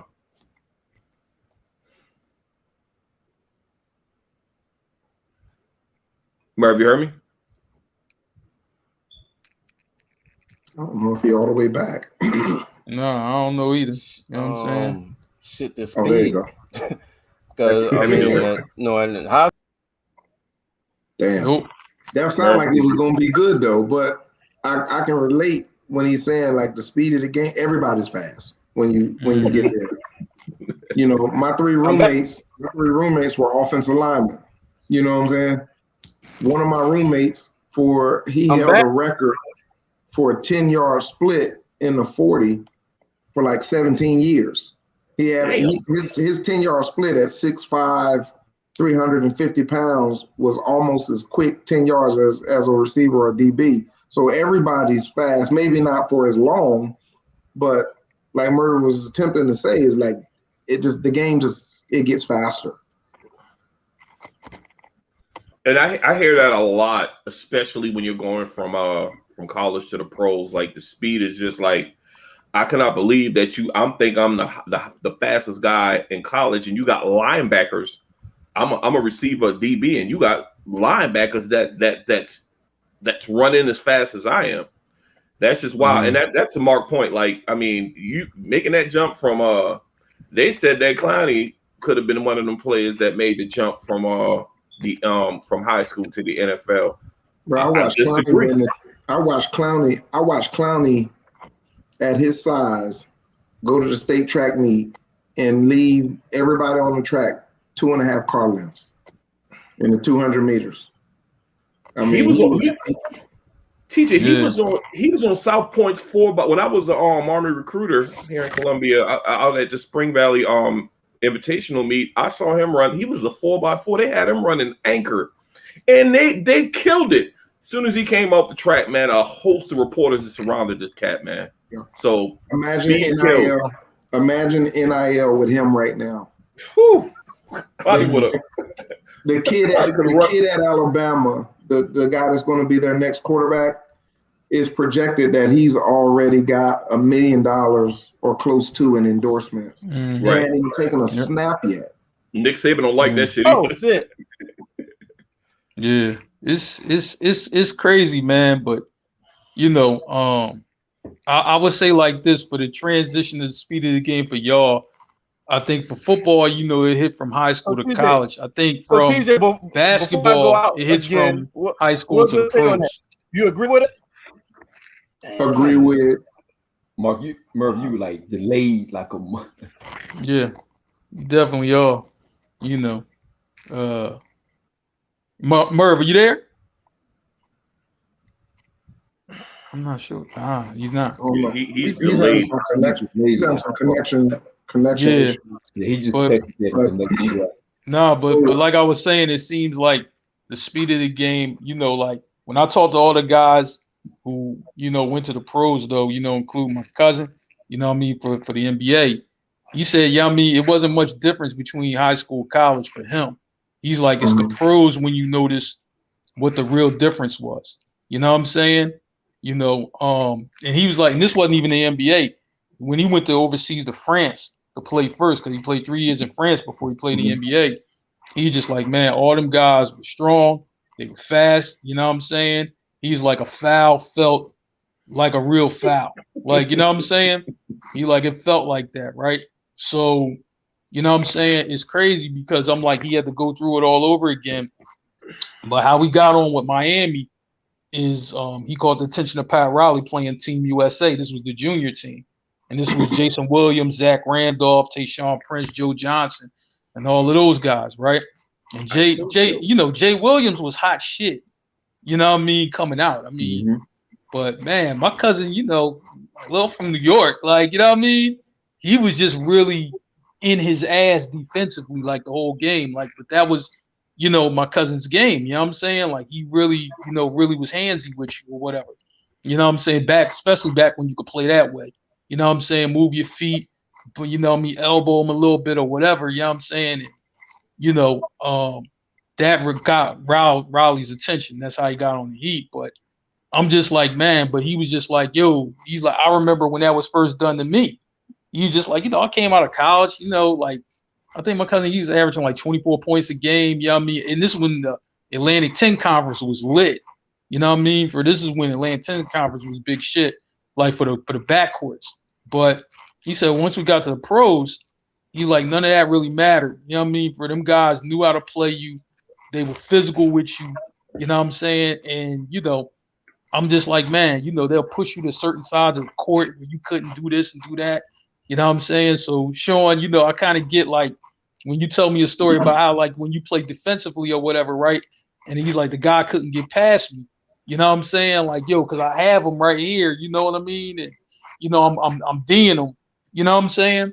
That's how my cousin felt at first. You know what I mean? But then, you like, in the pros, you know what I mean? It's like you got to think the game out. That's any level, like any level that you go up. But that's how he felt, though. You know what I'm saying? So I was like, I get it, but I just think, you know what I mean, coming back to your point, you know what I'm saying, with these NILs, I think, I mean, it might be a little bit harder to rein in the basketball players than the football players because, you know what I mean, from a physicality standpoint, you could be hot shit in football, but you ain't ready.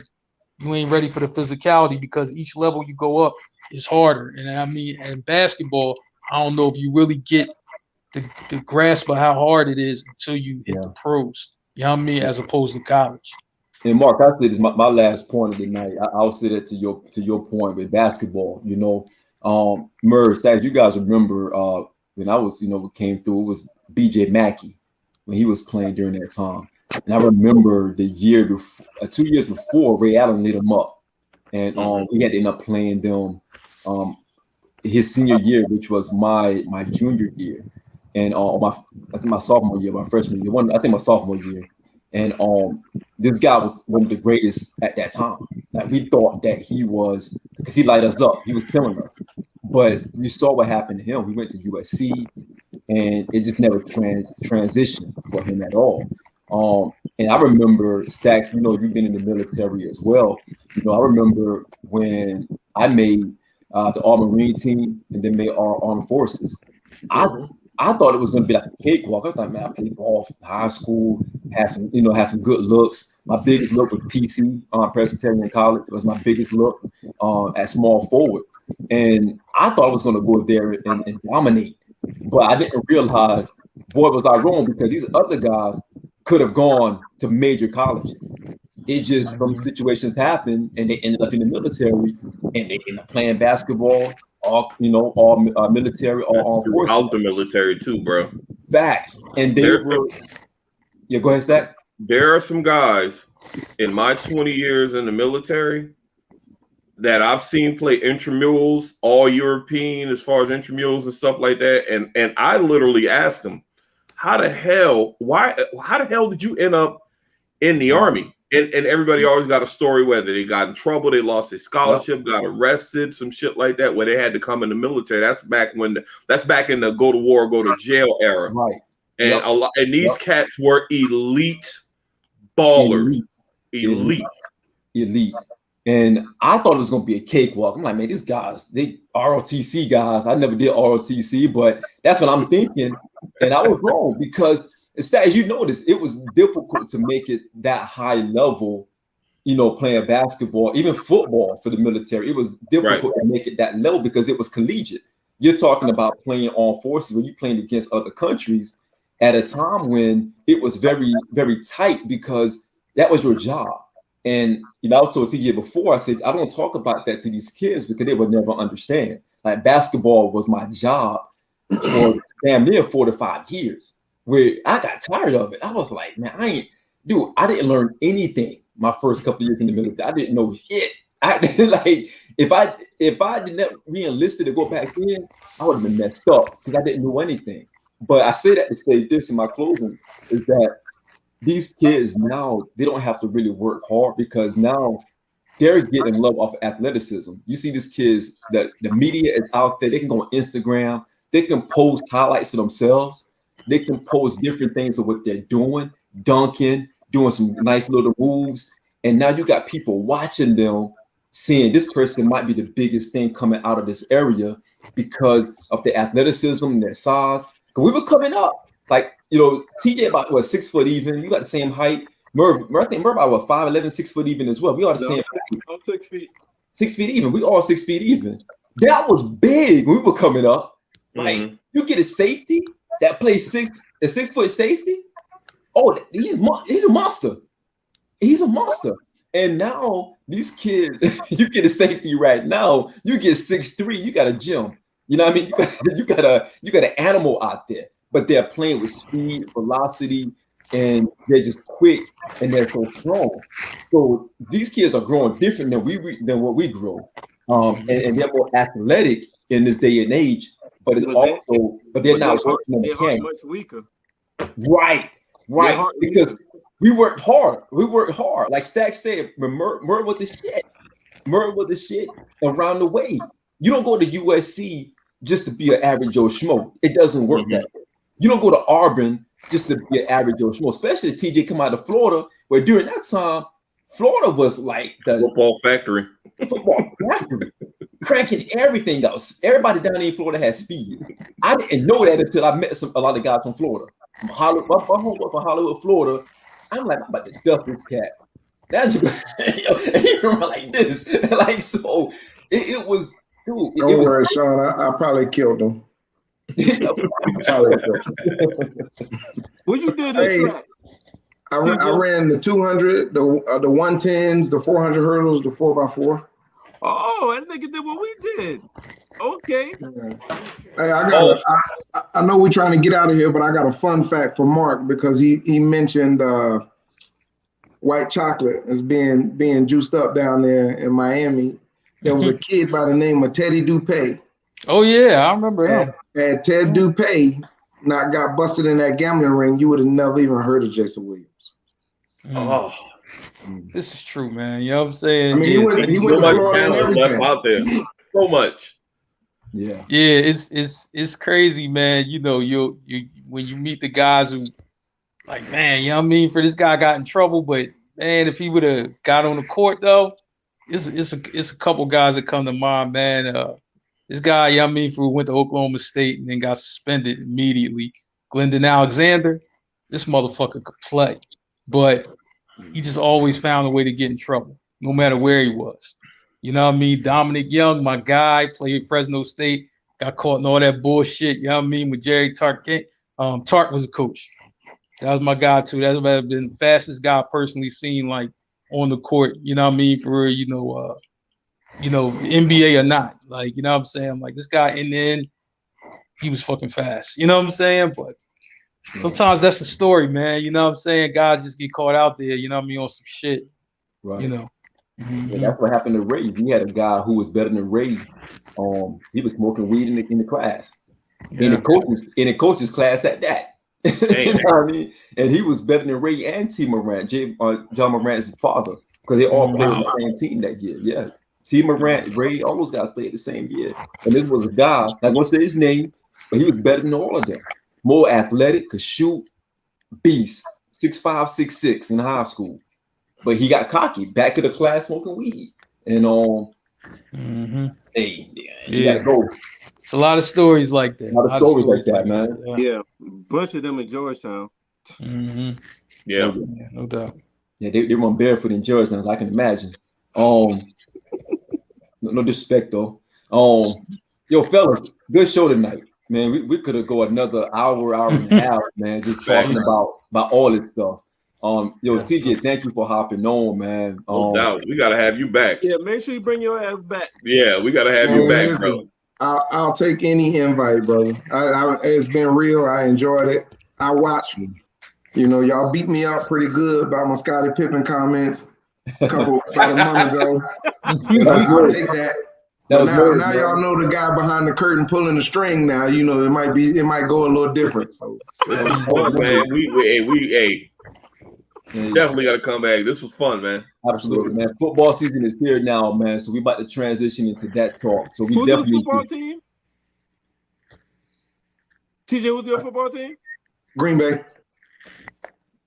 Damn. Yeah, that's where I was the longest. Okay. So I kind of ride with it. It was a different kind of experience. The community owns the team. We definitely got to bring you back because we definitely got to bring you back. Yeah, we all NFC. NFC. Hey, everybody. Aaron Rodgers when we bring everybody's in the somebody NFC. in here gotta like the Cowboys, then, right? Shawn, he's the oddball of the group. Hey, TJ, real quick, do you know a guy by the name of Maurice Simpkins? He played for the Packers for a short time. He went to Maurice Simpkins. It sounds familiar. He made it to the league as well. He wasn't in there long, but he made it to the league. He played at Coastal Carolina. Good brother. I'm gonna try to get him on the show as well. He's a really knowledgeable brother. But he played for Green Bay as well, man. He's around our age as well. What year was he there? Do you know? I'm not sure, man. I think he may be on the cusp of 40. He might be in his late 30s. Okay. But he made it. There's a good chance I was probably gone already then. I was only out there 16 weeks. Hey, making it to the league is an accomplishment in itself, bro. I don't give a damn for one snap. And I respect that. TJ Green Bay, Stacks Redskins, Shawn Cowgirls, Marc is Philly, everything. Philly, what are the name team? Oh, Philly Eagles. Okay, gotcha. Yeah. Merv internet started working and he started capping, boy. Man, all over the place, man. We ain't seeing nothing. Yeah, we seen nothing. But TJ, we definitely want you to come back, man. We about to get into our football, our NFL bag, of course, in the season about to kick off. That's going to be sponsored and promoted through another outlet, which is still on Blackjack TV, but it's I-95 Sports, which is syndicated. And it's also going to be a segment that we're going to be doing where we're talking about live football the day after. It's going to be like the Monday after football that we're about to get into this year. So we definitely would love you to come back and give us a commentary. Yeah, absolutely, man. Maybe you and Merv can do something like the safety brief, play on words. You know what I mean? Shawn, you keep throwing me on the back end, man. I played corner, man. Same difference. Not really. I'm kidding. Because I played corner in high school before I got kicked off the internet. I was gonna say I played cornerback in high school. When I went to college, got moved to safety because the speed was different from playing cornerback and safety. But I knocked your motherfucking head off, so they put me at safety. Yo, I played defensive end. I can co-sign for that. Hey, I played defensive end. Stacks. They did a sweep to my side. I missed everything. Hey, yo, Shawn. That motherfucker hit me one day in practice, and I contemplated quitting football. Like we weren't friends. I'm like, why you hit me like that? I'm like, yo, Merv, that nigga had no friends on the field, man. None. You got that crazy person strength, man. Like you don't even know where to pull up. In high school, bro, you line up at receiver, like, where the fuck Merv at? Because I'm not about to be hurt in fucking practice. We got a game Friday. Waiting. Yo, fellas, thank you all so much for the night show. Yo, Mark, you gave some great context. I was gonna go at your head top on that Mount Rushmore, man, but I couldn't say anything. I couldn't rebuttal. So nice work there, homie. Shout out to Blackjack TV, shout out to Zingo TV, shout out to Maha Radio, Facebook, YouTube. Shout out to the team on the front lines behind the scenes.